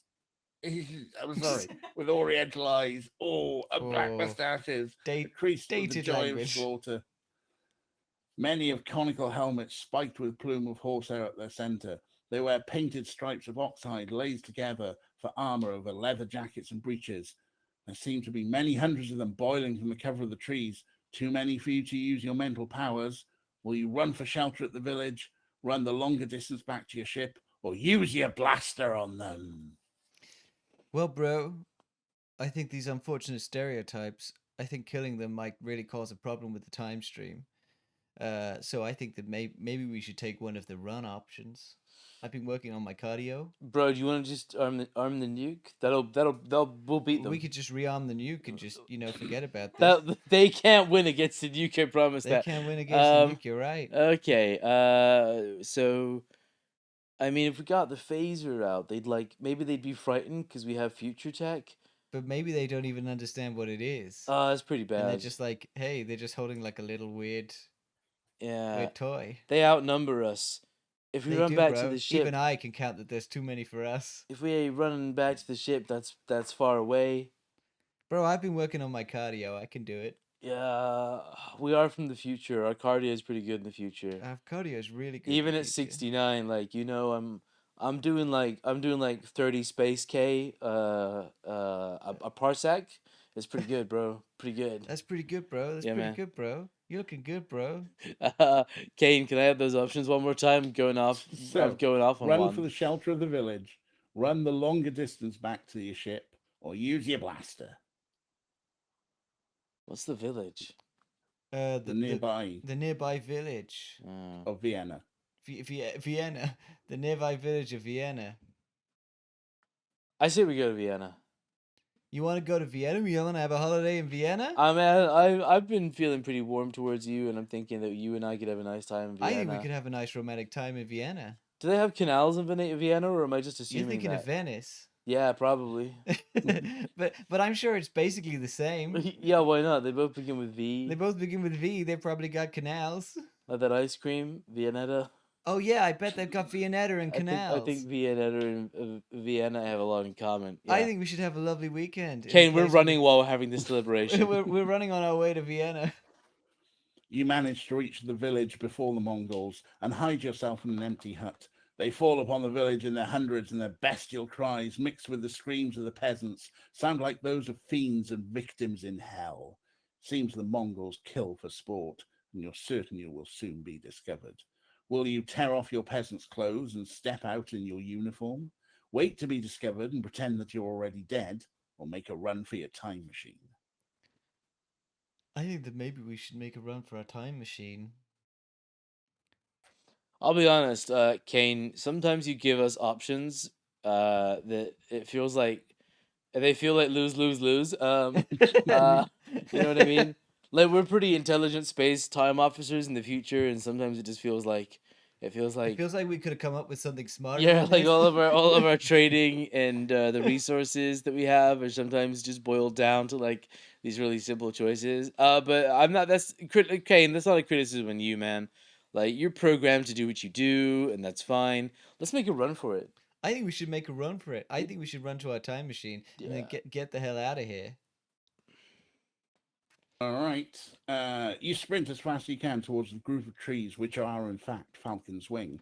A group of horsemen, seeing you, wheel their mounts and charge after you. They fire their bows from horseback. You try to zigzag as you run to spoil their aim. Make an evasion roll, 2d6. Okay. No modifiers. Bro, You've roll picked this up dice. 0 modifiers this game. I don't know what that means, by the way. I don't need them. I'm perfect as it is. I rolled a 5. Oh, I rolled in the wrong place. I also rolled a 5. Bros forever. Bros forever. Hey, 5 we and rolled a 5. That's a 10. 10, bruh. That's a 10, bruh. 10. 390. Where are we? Here we go. Your aim is accurate, and the Mongol's head disappears from his shoulders. Wait, there was an evasion? What did roll. I Why do? Did it say to go 390? What did I do? I evaded so hard. The guy's head came off. Yeah, Man, hang on a second. I'm more powerful than I ever could have imagined. Did I misread that? I've lost where I was. I think we should just go with that. We should just have the guy's head come off. Yeah. You shot the Mongol's head. The headless corpse takes a few more stumbling steps. The sword's waving wild. No, wait, that's really wild. That's absolutely the. Where even are we, man? Is that maybe if we got the phasers out earlier, do you think we blasted their head off? I don't even know, bro. Dude, we're like skipping Oh, through no. time, man. I think we're lost in time. We're lost in I think time, Chad- Hang on, bro. Chad sorry, now it's got- 370. I found. Oh, phew. See the We have one connected back to immediately the below. time stream. Arrows fly all around you, but you make it back to Falcon's Wing, still carrying the nuclear bomb. You're drawn up just in time. Oh, That was The very okay. Mongols are close behind you. Yeah. But you see on your camera screen that they're puzzled by your sudden disappearance. Some are making signs to ward off evil spirits. That's cool, bro. I'm okay with that, bro. Yeah, bro. Um, And we That got was this. that was an adventure, and I think looking at the time, we should probably. I think we like, should probably finish up there. leave it next week on the next adventures week. of. Which one are you on, Chad? Chad Kronk and Chad and Hourglass Glass. Alarm. An hourglass alarm. bro, we got a nuke out of that. That's cool. Bro, we got a brand We new got a free nuke. nuke. We got a Hang free on, standard I need nuke to add that to your standard issue equipment. to our standard issue equipment. Normal nuclear warhead. Just a normal nuclear Man, warhead. Just man, an innocent nuclear When warhead. we find out which Time Lord did this, we're gonna be able to beat them in a fight so easy. Yeah, we got a nuke. We could just slip it in there. I don't think your psychic. I don't think any psychic power beats a standard nuclear warhead. Can I be honest about that? DJ, that was so good. That was really, really fun. That was so much that was fun. great. I was not expecting for Fad and family an hourglass to take us on such a rip-roaring adventure. I'm just disappointed we didn't have enough time. Well, you're back in your ship, traveling through time. I think we should have won last time, Dance. Oh yes. Oh yeah, let's get in. Okay, Shut the doors. It's the Shut rule. the doors, bro. You ready? It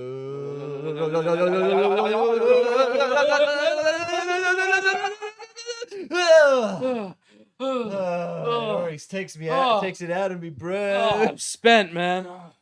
I'm so spent, bro.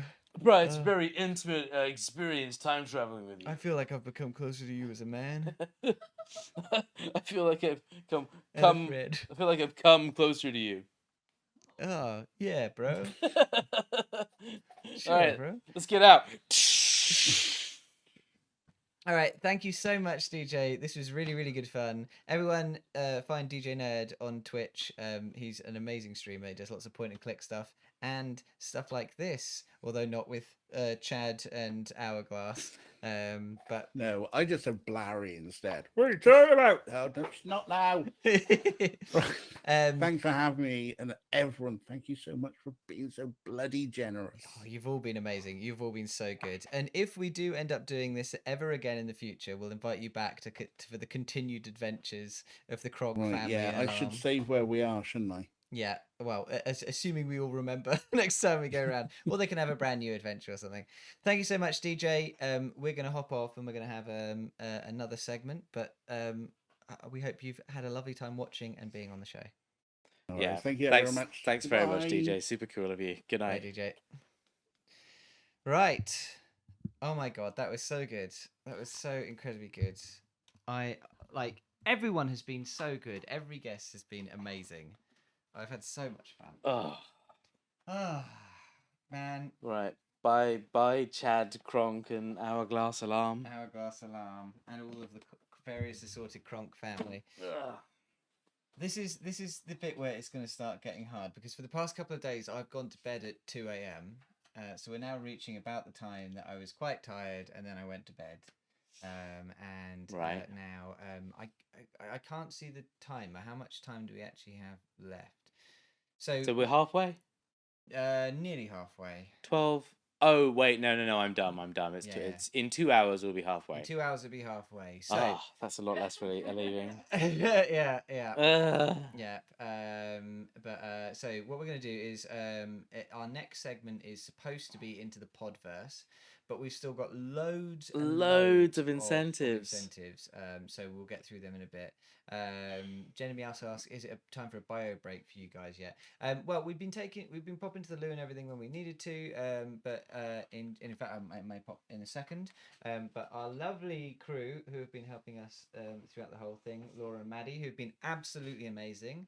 A round of applause in chat for Maddie and Laura, who've been sorting us out with all our lovely water and all this kind of stuff. Yeah, so coming up next, we've got Into the Podverse, although actually it's probably going to be mostly Incentives. Yeah. And then we've got our friend Joe will be arriving, and we will be going through with Joe the all of the things that we've reviewed over the past 4 years of the podcast? Something like that. I just want to pause. Everyone keeps asking me for my blood sugar. It hasn't been an hour since I put in the new device. Wait. Cool. We'll be going through the new everything we've ever reviewed on the podcast, and we will be trying to identify what are the worst things we watched and played throughout the whole thing. And then if we get through that super quickly, then Joe can probably help us with some other stuff like incentives or some of the other games that we had.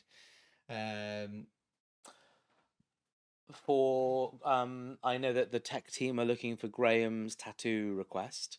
Graham messaged to me on Facebook when I asked him a while ago. Um, Jamie, for you to draw on me, Okay. you have to draw a character from Yakuza, basically screaming someone else's name. Now, obviously, you're not gonna get the screaming name part, but I'll show you the character, and then you just have to draw that character on me. Okay. All right. The after Joe is here, we've got Gender Meowser joining us for some interview stuff.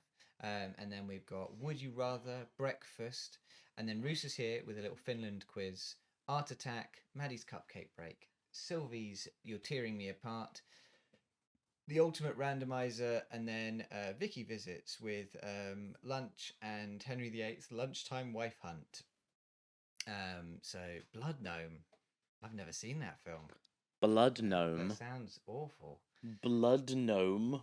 Right, I'm gonna pop to the loo, and then we can All start right. doing some incentives. Okay. Oh, hello, chat. It's you and me. My new device will be ready in 4 minutes. It tells me that I can't use the new device for 4 minutes. It has to like acclimatize. You know, it has to sit in the arm for a bit and figure out what the hell my blood tastes like. And then it picks up. So there we go. Hey everyone. Hey Gender Meowster. Hey old man Sanders. No sense of time. Rick's probably. I mean, yeah. I think we probably won't get Rick's tattoo now. I think for a while, but I can at least get Graham's one, so that's fine. And then looking through some of the other things, we're gonna owe some compliments. That's for sure. We're gonna have to do some dances. We wrote the song of Infinity Heart, but we need to do the dance of Infinity Heart. For Rick, we don't know the. Oh, DJ, you didn't. DJ, you didn't. Wow, you You could have waited till Jamie was back. didn't, DJ. You didn't, DJ. Oh. Oh. It's both fantastic and very upsetting. It is. Oh, DJ, Jesus Christ. Listen, chat. If you are at this point not a follower of DJ on Twitch, if you are not somehow contributing to what this man puts out there in the world, this is a heartfelt plea. You owe it to DJ right now to go and give some of yourself to him. What does that mean? DJ just donated £300. £300. Oh my god, DJ. What does that take us over, Jamie? Thank you so much. That takes us over our £2,000 goal. And that means that at the end of this stream, in the closing ceremony, not only will I be losing my beard, but Jonas will be losing his hair. Jonas will be having his head shaved. Yeah, that's absurd. Thank you so much, everybody. You've been so incredible. You know what? I'll do a little bit of a run through of, like, you know, what we're doing this for. But I want to say thank you to everyone who's given money. Not just the people who've given amazing amounts of money, like DJ. That's £300. That's so good. Thank you. But also just everyone. Like, you've all been really great and really, really wonderful donating. We are raising money for POTS UK. It is a charity that represents or looks like researches and helps people who have the condition POTS, postural tachycardia syndrome, which is a condition that Laura, our wonderful Laura, who is running the tech on this show, has, but also members of her family, and that's why it is a close cause to me. And POTS UK, they do just amazing work at helping people with information and funding research into this underfunded and underdiagnosed condition. And it's a condition that can cause fatigue, it can cause you to faint, it can cause all sorts of horrible things, and it can affect, like, you know, your ability to work or your relationships. It can just really make your life can be really shaped around it. And, you know, POTS UK in particular, they have given us, there've been a protocol if we've needed information on, how to handle things, or when COVID was happening, like how it would affect pots and stuff. And they're just really useful for a condition where there's not actually that much information out there. So that is why we've chosen them as our charity. You can donate at the link down there. Yeah, down there. The QR code will also take you there, and in chat, the !donate command brings up a clickable link that you can go to the Just Giving page. And we've got various incentives that we'll go through for all of that, but we did just update our goal, because our major goal, so we've met so many goals throughout this stream. We put our original goal at £1,000, thinking there is no way we're going to make that. There's no way that we're going to hit £1,000. So we'll set that as our goal, and that'll be shaving my beard, because I haven't been clean shaven since university. That'll be a fun little thing. We also had putting glitter in the beard before it gets shaved. We had painting our nails, which we've done half of, and we will do the other half at some point throughout the stream. And then we also did making up rules, which we've been doing in the in guests. We're having guests give us a rule. So there was the time machine rule and the speaking in questions rule, and I'm sure Joe will give us a rule when he get here as well. And then the final one was just shaving the beard, which we met amazingly. So we set another goal at £2,000 of Jonas having his head shaved, and we met that too. So then we sort of crowdsourced for another more reasonable thing we can do. And at £4,000, we're going to crack 4 eggs on my head on camera during the closing ceremony. We're not even halfway, and we've made £2,000. That is so good. 34 different people have supported Pots UK during this stream. That's so good. That's so good. There's so many of you. 34 people. That's really, really good. Cut my hair. It is incredibly hot in this room. 34 people cut my hair, Jamie. 34 people cut your hair.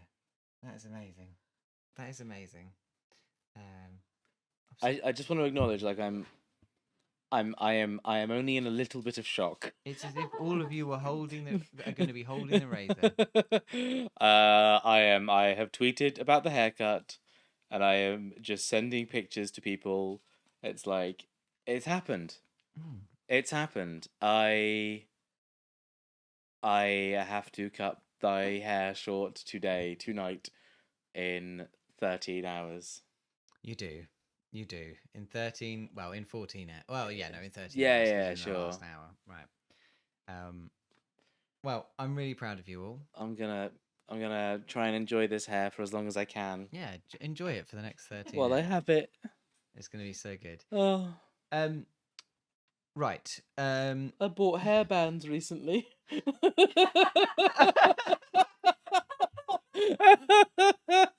That's so funny. The 1241 Mongolian time warp. Amazing. Yeah, but not the way the book might envision us doing a Mongolian. No. It'll be fully updated for a modern world. I'm just taking my socks off, guys. I hope that's okay. I'll try not to get my feet on camera. It's Bigfoot stream. It's so hot in this room, and I think possibly before the end of the hour, before Joe comes in, I might have to just go stand in the cold for a moment and cool off a bit. I should be drinking lots and lots of water, actually, and make sure. No, I will not be putting any feet on stream if I can avoid it. I might forget and pull them up, but I will try. Donate £3,000 and Jamie puts his feet on. Jamie will pay me. Jamie will put his big beanie toes, right up to that lens, and he's gonna wiggle them around for you. Oh my god! So in the past, when I've stayed up for a long period of time, I'm sure you've felt this, James. You go through cycles. So you have maybe an hour where you feel pretty rough, and then you go through another hour where you feel a lot better, kind of thing. I'm definitely on that down. You're on the down. I'm thinking, Jamie, by the way, that I can barely see the glitter in your beard. Yeah. I want to put a lot more glitter on your beard. Yeah. Maybe mustache, all up. I want that to happen as a focused thing, and then I want to take a really good picture of that. Yeah. Because it needs to be clear of the before and after. Okay, I'm God happy with that. approves of this decision. I'm happy with that. Yeah, all right, we can do it with some things. How about this? I very quickly go stand upstairs in the very cold bedroom for like 2 minutes and spray my beard with Something. with the hairspray, and then when I come down, we can fill it with glue. Yeah.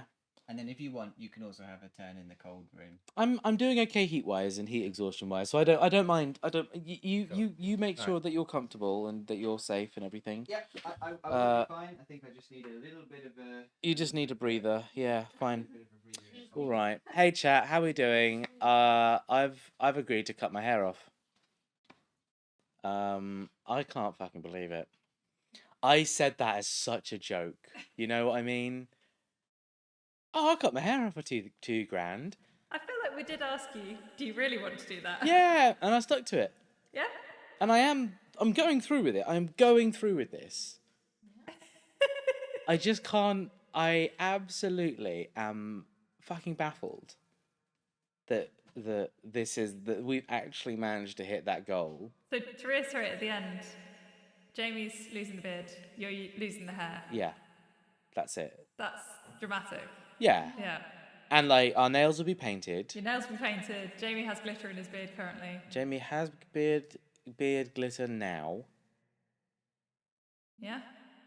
What else? Oh, and we're doing the rules with each section, but that's getting hard with the incentives as well. So Yes. yeah, we have to be careful about how we manage that. You changed men by the end of it. Can I talk a rule for this segment? Yeah, all right. So, whatever we're doing next, I'm pulling a card out from this deck. Thank you, Maddie. I like sleepy time Maddie Yeah. mode. I like Powerpuff Girl. I like these Powerpuff Girl things here. Have you seen that they were going to do a real life show and I think they cancelled it or something? It looked like it was for the best. Oh no. What's your rule?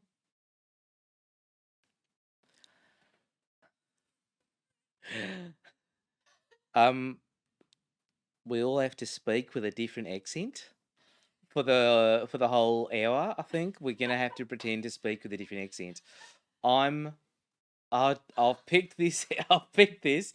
I've picked like a really New Zealandy, maybe. I don't know if it's Australian New Zealand accent.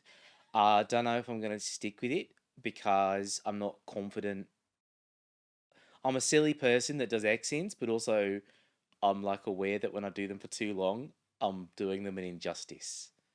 Like I'm being a really This like is impressive, I think. I'm being like a well, for now you say that, but I don't actually know that you're gonna think that like in an hour or so. So we'll see how it goes. We'll see how it goes. You know, at some point we could maybe like try like a bit of Scottish. You know what I mean? Go to the Northlands. What the fuck's that? I can't do Yorkshire. I don't really know what Yorkshire is as an accent.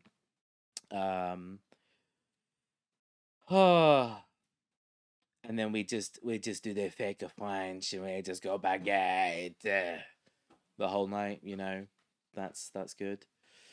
I think those are like the three accents I can do really professionally, especially the French one.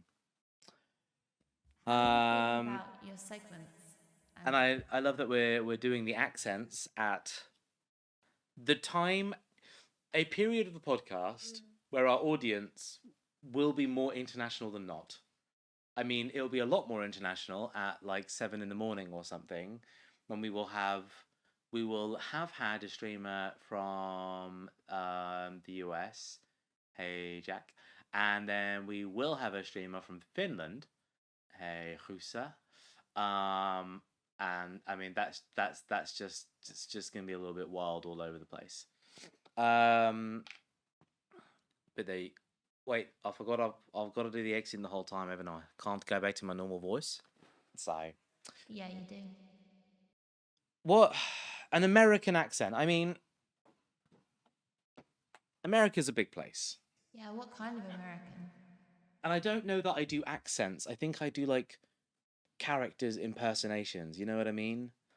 Like I don't know, like you want like Danny DeVito, like scummy New York, like you want someone who's like up in your business and they're like, hey, listen over here, kid, okay? You want to hear some real advice, okay? When you do a 24-hour podcast, there are a few things you got to remember, kid, okay? You got to stay hydrated, all right? You got to look after yourself, okay? All of you out there raising $2,000 for this podcast out here, you're the real champions, all right? You're doing great over there, kid. You're doing great over there. Jamie, we got to do impression. We got to do accents the entire goddamn time. We got to do Do we? Oh, Sylvans, that's the rules. All right. All right. All right. Do you want to glitter up my beard? Oh, of course, yes. I forgot that I am the glitter boy. I thought you were supposed to be doing accents. I have no idea where I'm from. You're right. You didn't say I had to you're be- right. No, that you're right. You I was. I did. didn't- I just. Didn't say it had to be an intelligible accent. All right. Well, I just did an accent that was very close to my natural speaking voice, didn't I? Yes, you Didn't did. I? Yeah. Yeah, little piece of We've shit. got to do some kind of accent. So 90% of my accent is the convincing elbow work. Here we go. We've got some elbow work in here. Jonas is a little glitter boy. Come on, then. Cover me up in glitter. I put some. So I sprayed myself with hairspray, but I realised it's quite a wide spray, and so it all went up my nose and my mouth. I've had a lot of chemicals in me today. I imagine I'm going to feel right rotten. Right, rotten. Right rotten. Oh yes, of course, yeah. Wouldn't want to get more glitter everywhere. Well, Now would we? it's something. You're all mate. It's something, all right. I try my best. Oh, over here, you yeah, fucking- you can do whatever you want. Now, right about here, I'm gonna put Well, as you're showing me the left cheek, I'm gonna put on a bit of blue glitter. Left cheek. Blue glitter on the left cheek. Oh, you put a little glitter on the left cheek. I want to say to everyone Just listening pour to it this all in up chat, in there. remember we are sleep deprived. I don't want you to hold this against us tomorrow. You just remember that we're just innocent boys trying to raise a bit of money for a good cause. We're just normal, man. We're just a normal man. We're We're just just innocent. innocent We're just man. normal innocent man. Normal innocent man. Yeah. We done nothing wrong. We just trying to do our best now. We're Here. no fault of our own. All right, Jamie. Now you give me the other cheek. Now you give me the other cheek now, Oh, boy. I'll give you the other cheek now, boy. And watch that God, glitter drip. Well, Yeah. we all All knew over this the was place. going to happen, didn't All we? over the place now. Oh yeah, this is an expected consequence.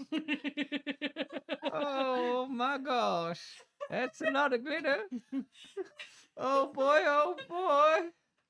that's a lot of glitter. I think some of that's going to my ear, right up in there.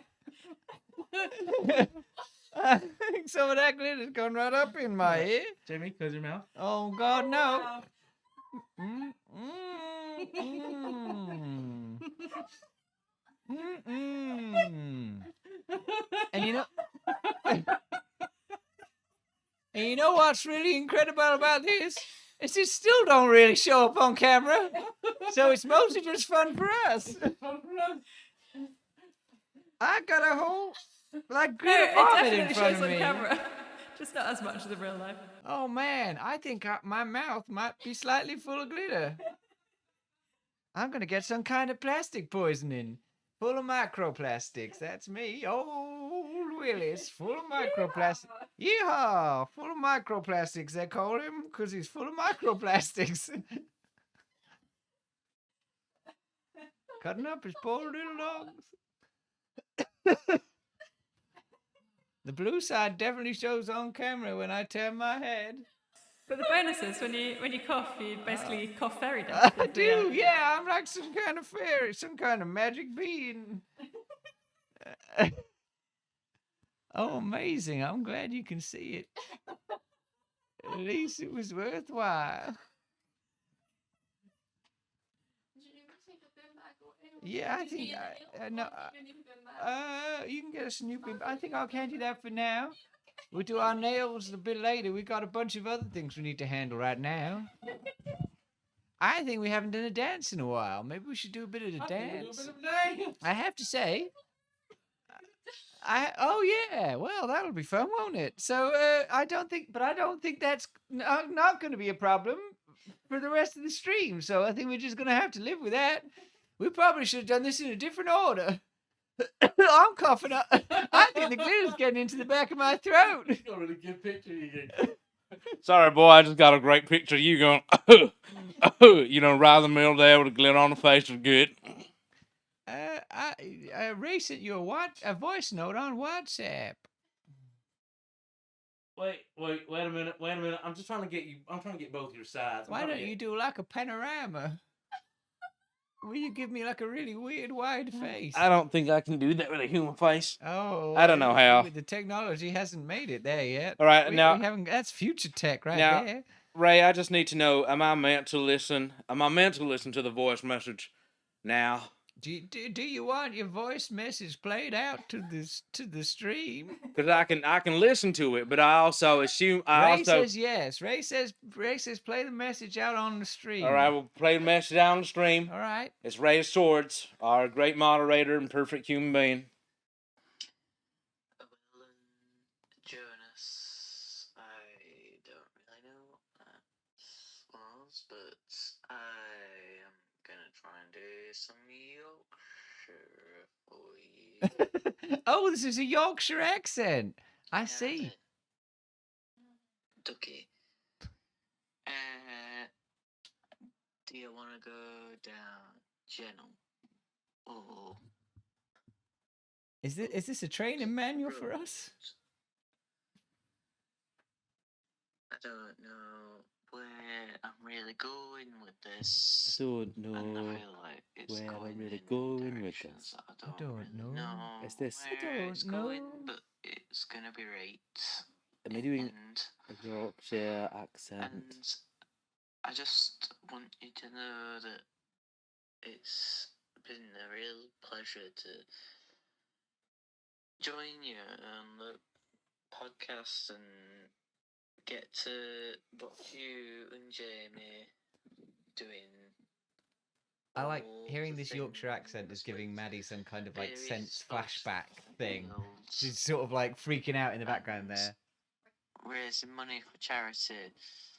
It's a real testament to the number of communities that you'll really get to know in Tintwebs, because it's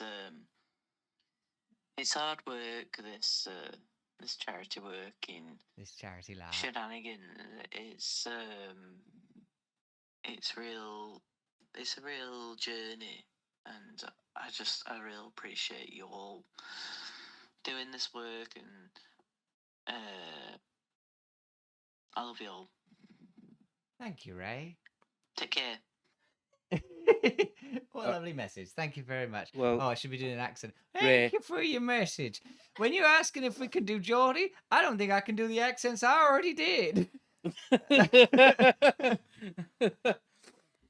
The real problem with doing accents is that later on, All right, Ray Ray. wants us to do some kind of impressions. Well, Ray, I really appreciate the voice message that you sent us, and I'll try to do this little bit of a Yorkshire bit for you, just for you. Thanks for all your love and your support. You're just a good old bean. Alrighty, let's do. I know most of my accent's in the elbows. I understand that, but I can't help it. I like that I'm most some of your kind- accent is becoming a 75-year-old man. I think I'm becoming like a prospect, and I kind of like it. I think we should do some incentives. I think. Oh, well, should- let's do a dance. Let's do a dance. do So, Infinity Heart. Well, no, we gotta No? do strong No. women first because your mama donated a long time ago. Oh yeah, no, you're right. a long time ago. Strong, strong, single ladies. There's gold in them there elbows.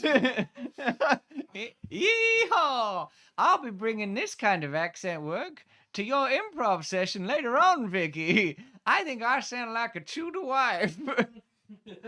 Alrighty, let's do some strong single ladies action. I just want to. when I was at university, I used to know a guy who could do the whole dance really, really well. And he would turn up at parties and he would say, I can do the single ladies dance. And they would be like, you definitely can. And he would do it and it would be amazing. It would be like the video. I learned nothing from this man and I cannot bring that kind of skill to this situation. Here we go. Oh, okay. You want? We got to punch a small midget. We got sorry, maybe that's a charged term. We got to punch a small man. I think we're doing and then punch a tall man. Yeah, okay. Because this is feminism. And then Feminism is punching a small man, then a tall man. man. And then and then we got to point to our fingers. we gotta point the fingers because that's where all the feminism is. Look at all my feminism. I keep it in my finger. That's what you're just starting the fingers. Laura just gave me a panic look and went, I don't know. That's all I got. Give it both hands now. So you swap one hand, then the other hand. Oh yeah. Both ring fingers. We're all having a holiday in this party. So we go like that. And then we go back to punching down. Punch down, punch up, punch up, punch point finger, point Point finger, finger, point point finger, finger, point finger. That's the whole dance. smashing. I think we got that. Ah. Oh, I think that's a dance involving strong women. Mama Jones was looking for single ladies energy, and we really gave single ladies energy. I think We are definitely not married ladies. If there's one thing I can guarantee about my brand of feminism, it's unmarried. Unwedded by the Holy Church. Single ladies energy. I think that's really what it was. Thank you for joining us, Mrs. DJNrrd. It's really lovely to see you. This is we're not even halfway yet. I'm already feeling better. I'm glad I spent some time in the cold room. I went upstairs and Aurora, she looked at me and she said, "Can I come out of the room yet?" And I said no, and she got very upset with me. I wish newcomers to the stream to know that Aurora is a cat, not a woman. Oh yeah, yeah. No, Aurora is a cat. Don't There's worry, I'm not you're not allowed keeping a woman trapped in that room, are you? to- You haven't got someone kidnapped, have you? No. You're not keeping them trapped in the I was bedroom for about the to whole attempt a 24-hour Scottish stream. accent, and then I felt like I'm doing one accent at least somewhat okay. Aye. So I'll just stick with that for the Stick rest to the of prospector. the thing. Stick to the prospector, aye. You're better at It's a good. Scottish accent than me, and I am half Scottish. What makes you think that I'm not half Scottish, mate? Well, I can't answer that. You can. That's a good point. I don't know. That you can't, mate. That you can't. Okay, so, get on. I see. All right, we got more dances to do.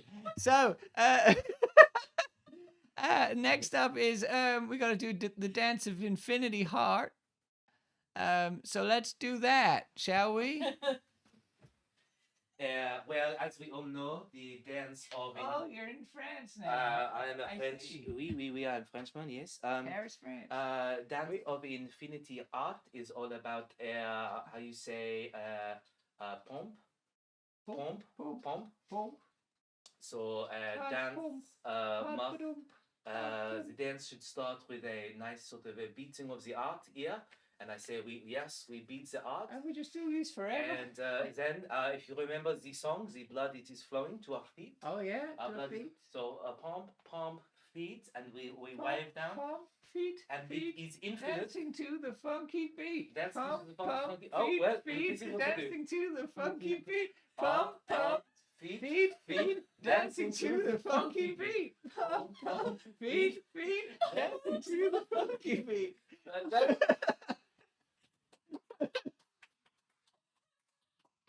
What I want to say. I mean, I don't know how to do CPR, but I'm trying. I say, boy, I say, we got another dance to do, boy. Yeah, We well, gotta do the dance of the... 1241 Mongolian time warp. All right. I say we get that dance out the way, Fucking boy. hell. What's wrong with you, boy? What's Oh, wrong with nothing you? at all. I'm having an excellent time doing all these You went up to a dances. cold room now. I didn't did, you, and I boy? feel much better. I You're feel all like a better now, new boy. man. All right. Oh, so are we gonna head back into the time machine? But this time we're gonna end up in 1241 in Mongolia. Is that the plan? I think that's the plan. All right, we'll start out. What more do you want from me, boy? I just want you to agree with me. So let's just start out. What was our time travel dance? Well, we started off outside the time machine. We go back down. Okay, so we got to start off in the time machine now. Yeah, we Oh. get inside. Okay. We shut the doors.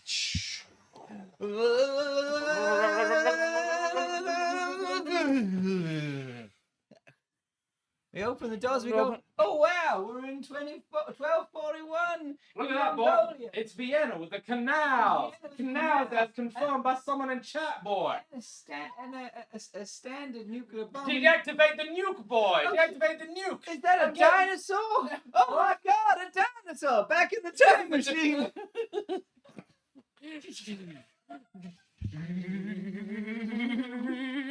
And that is the 1241 Mongolian. What an time warp. adventure that was, you can, boy. You can take that one to the club. What an adventure that was. Yeah, that's how you do the 1241 Mongolian time warp. You can take that to the. no. Oh, Yeah. DJ didn't see. Okay, DJ, tell us when you're out of the ads. We gonna do it again? We're gonna do it again. Oh, god damn. DJ paid a lot of money for that dance. DJ paid a lot of money. DJ's gonna get this goddamn dance. That may be the most expensive dance by a non-professional dancer. Oh, do you think we can get ourselves a Guinness record most money paid for. for a non-professional? Well, but maybe this makes us professional dancers. Yeah. Maybe this is what happens. Can you type in chat telling DJ to let us know when he's back, and then we can perform that dance We can again. get on down to another dance of the we're using Mongolian time We're using travel. up our finite energy. They're back. Ah, you're back. All right. All right. Here's the second go with the 1241 Mongolian time warp. Remember, we got to start outside of the time machine. Do it now. Yeah. Oh. Don't worry, it'll pass. Okay. So here we go. We're gonna get into the time machine, and then we're gonna shut the doors. Shut the doors. And then. We're time traveling. We're time traveling. We're time traveling. Oh. All right. Well, let's get out of this time machine Here now. we are. And, I was looking at Vienna with the canals. Oh, That's wow. confirmed by someone in chat like Koto or We're in something. 1241 Mongolian time warp. Oh my god, a nuke we have That's to the disarm. standard nuclear Oh, device. well, you're gonna have to press the middle button, boy. Oh, You're gonna man. have to press the. Is that a dinosaur? Oh, we gotta get back in the time machine. Oh no! Shut the doors. Oh, and that's the 1241 Mongolian time warp for the second time. You see, it was basically the same both times because it's a well choreographed dance. Okay, so what else have we got to do? We got a couple of songs. So we're still waiting on Rick to come back and chat. Otherwise, we'll just make something up towards the end for that. But we got some tattoos to do and a song for DJ. DJ, we want to know what tattoo you want, what song you want. And then, was the dinosaur from the Jurassic or Triassic? Oh man, this is quite the drawing I got to do on your arm. Yeah. Okay, all right, let's All get right. on with it Yeah, then, shall we? Do you want to give it on my leg, boy? Oh yeah, I'll do it on your leg. I got leg. I gotta draw this man. I'll show chat who I'm drawing. I gotta draw this fancy man on his leg. Here we go.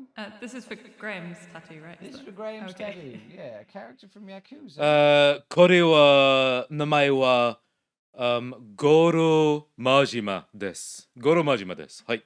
Hold on, I gotta get my pencil out. Space lobster. All right. So Yeah, I don't want to try and do like a Japanese accent unless I'm actually speaking Japanese. So I figure it counts as me doing the accent if I actually say words that are Japanese. are you trying to do as many accents as possible? No, man, I'm just swapping between like a few that I don't mind doing. But also, I'm using this as like a chance to workshop shit that I might not do otherwise. You know what I mean?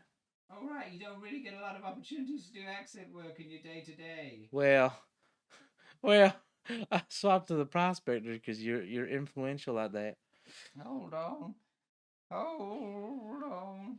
I think I'm doing a pretty good job here. I'm just reading Oh, chat. shit. Can I speak Japanese? No. I can speak various Japanese words in a particular order. I can maybe form like 3 sentences, and that's it.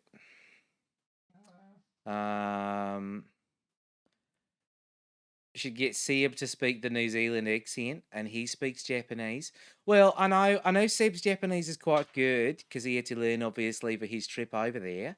So I imagine that a lot of his Japanese is like, watashi wa Sebastian desu and things like that. Like that's how I would just speak Japanese in Sebastian's voice, But obviously, I feel like I sound more like Seb's mother when I do New Zealand than I do Seb. And You got a drawing on your leg. but that's just what we do around here, right? All right. All right. So I've got my tattoo of a character from Yakuza. How am I going to show this to the fucking camera? Well, that's a good question. It's You should have thought about that before you made me do it. well, it's there. It's there. I think it's pretty good. I think. Hold on, I'll take a photo of you. How do I get? Double click. Okay. There we go. Yuri yuri does he? There you go.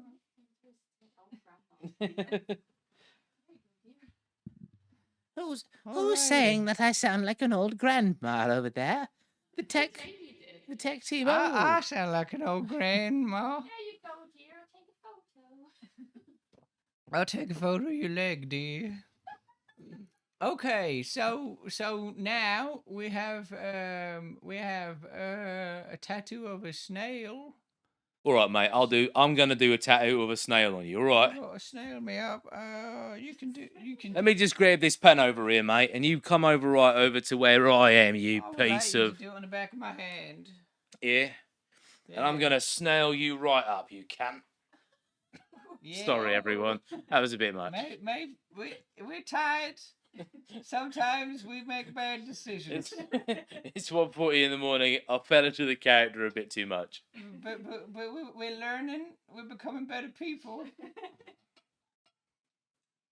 Over time, we're trending towards perfection.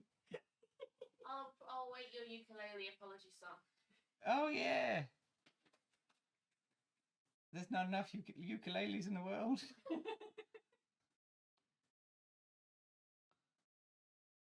Oh man. Not even 12 hours in and we've hit the sea bombs. A snail on the hand is worth 2 in the bush. That's right. There you go. There's your snail. Amazing. Yeah. All right. Space lobster. What? You heard? I would kindly ask you not to question me. Why must I have a space lobster? What does this mean? This guy sitting this. I can't get over how Jamie sounds like a wise, toothless prospector giving a young gunslinger advice that said gunslinger's going to ignore and get himself shot. You don't want a snail in your bush? No, probably not. Ideally not. But sometimes we can't control our lives. Things go out of whack. Stuff just happens. Where do you want this space lobster? Alrighty. Right there, baby. Can I look up a picture of a lobster? Okay, I'm gonna pick up. Boy's got to do some research because he don't know what a lobster looks There like. ain't no lobsters in the desert. You ain't never seen lobster before. You ain't never lived like the kings and queens on their caviars and their mac and cheese. Oh, look at this lobster. Yeah. You found a lobster that fair. looks like a man in a I lobster suit. found my lobster looks You like found a man in a lobster, lobster suit. but it's definitely a lobster. But this lobster needs to be in space. Please, can I interrupt for a second? Oh, Yeah? yeah. Maddie's space lobster. Yeah, Oh yeah. yeah, that's incredible. All right, draw that on my That's what I'm gonna draw on your leg. draw that on my leg right now. Okay, all right. Bring it on. This is not a good angle for me. Oh dear. I'm gonna kneel down. Yeah. I'm gonna, Oh. Kneeled on a cable. That really hurt. Okay, here we go. So Yep, here we go. I gotta do the wiggly bits. It tickles a little bit on it. Oh shit. Well, Oh shit, it tickles.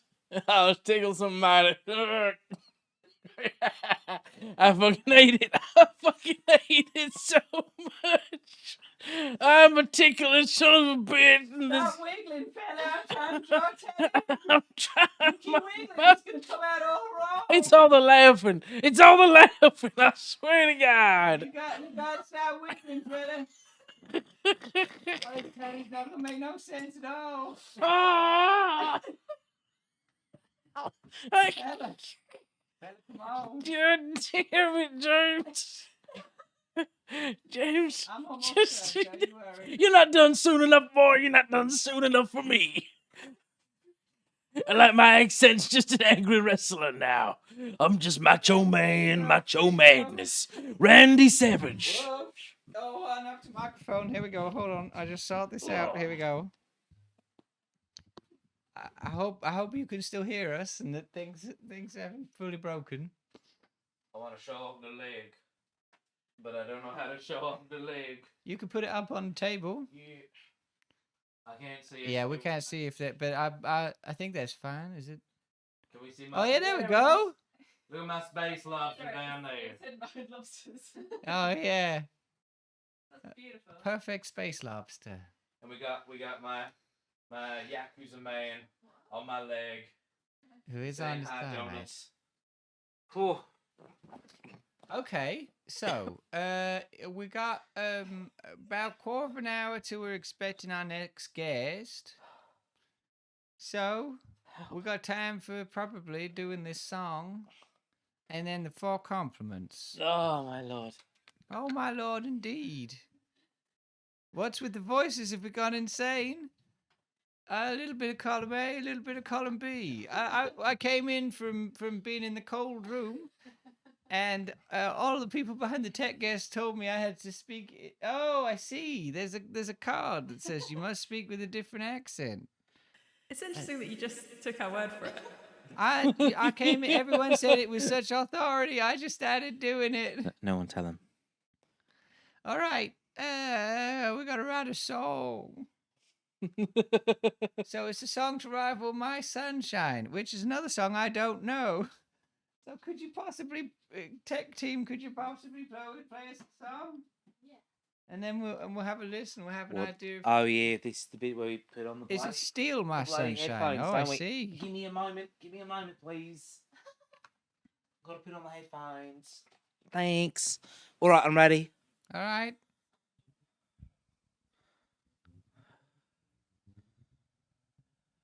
Someone called Len.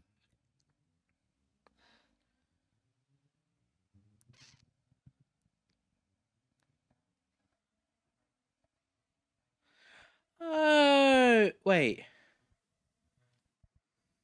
I think I recognize this. Maybe. We're gonna have a really long like instrumental. Oh, yeah. Okay, I think we're good. You're still my sunshine. So Yeah. obviously the yeah. confusing thing about that is the fact that the Gorillaz then sample that in their song "I Ain't Happy, I'm Feeling Glad I Got Sunshine in the Bag." So that makes that very hard. But I've got to To be remember fair, we that. just got to rival this song. We don't have to remake it. That was No, the trap we fell into that's last what we time. do is we steal songs. Oh yeah. All right. So we go.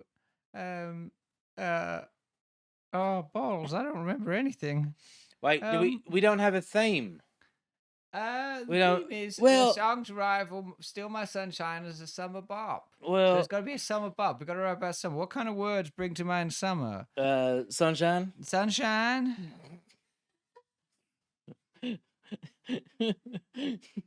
heat, Barbecue. barbecue. Yeah, barbecue. I think of a B- barbecue. BQ. BBQ. Picnics. Picnics is good. Yeah. Picnics. And what else is quite summer? That's it. That's it for summer. No, ice creams. Quiche. Quiche. We're in Britain. We gotta say quiche. Yeah, instead of ice cream, we don't have ice cream in the UK. We have quiche. All right. No, I got ice cream and quiche. And we should get the lyrics up to that song. Seaside, seaside, Let's get the lyrics up to whatever the fuck it is we're singing. seaside. Okay. I was frying on the bench side in the park across the street. LATER that week.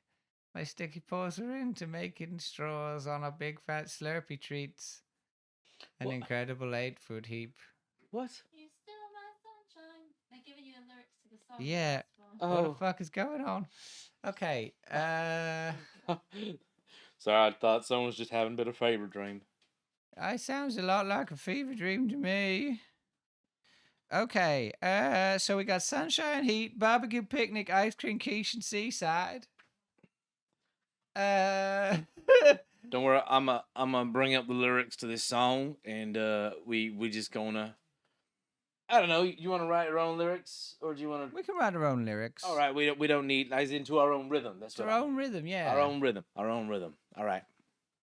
Well, it's summer, so it's gotta be a song that's It- like hot, like like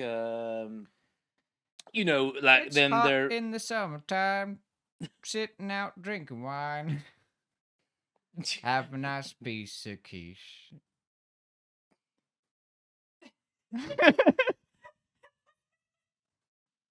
It's hot in summertime, sitting out drinking wine, have a nice piece of quiche. I- Is that something? Is that anything? are you sold on that? Are you sold on Kinda. that one? But if you don't like it, I can try something else. It's hot in the summertime. Sitting It's out hot- drinking wine. It's hot in the Have a summertime. nice piece of Sitting quiche. out drinking wine.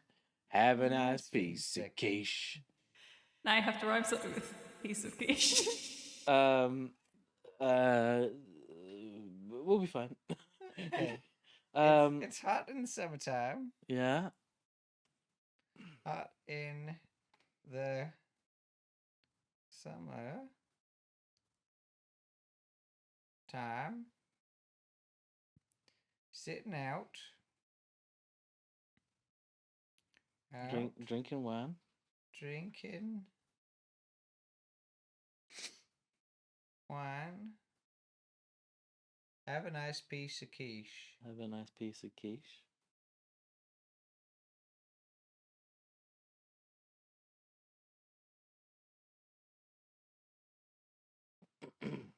Of quiche. So, Sylvie says, got no money to pay my lease. So we need 2 lines and then got no money to pay my lease. it's hot in the summertime. Sitting out drinking wine. Have a nice piece of quiche. Something, something. Got no um, money to pay my lease. Let's do picnic, maybe barbecue picnic. Barbecue picnic. Cause line 4 and 5 have to rhyme with each other. Barbecue picnic, hanging out with Big Nick. Got no money to pay the lease. I feel like your mind's made up. Barbecue picnic.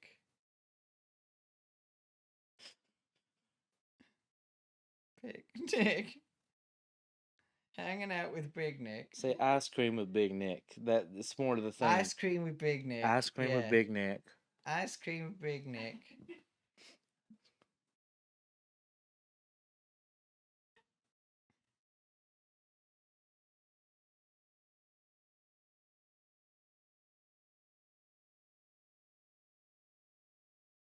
Alrighty.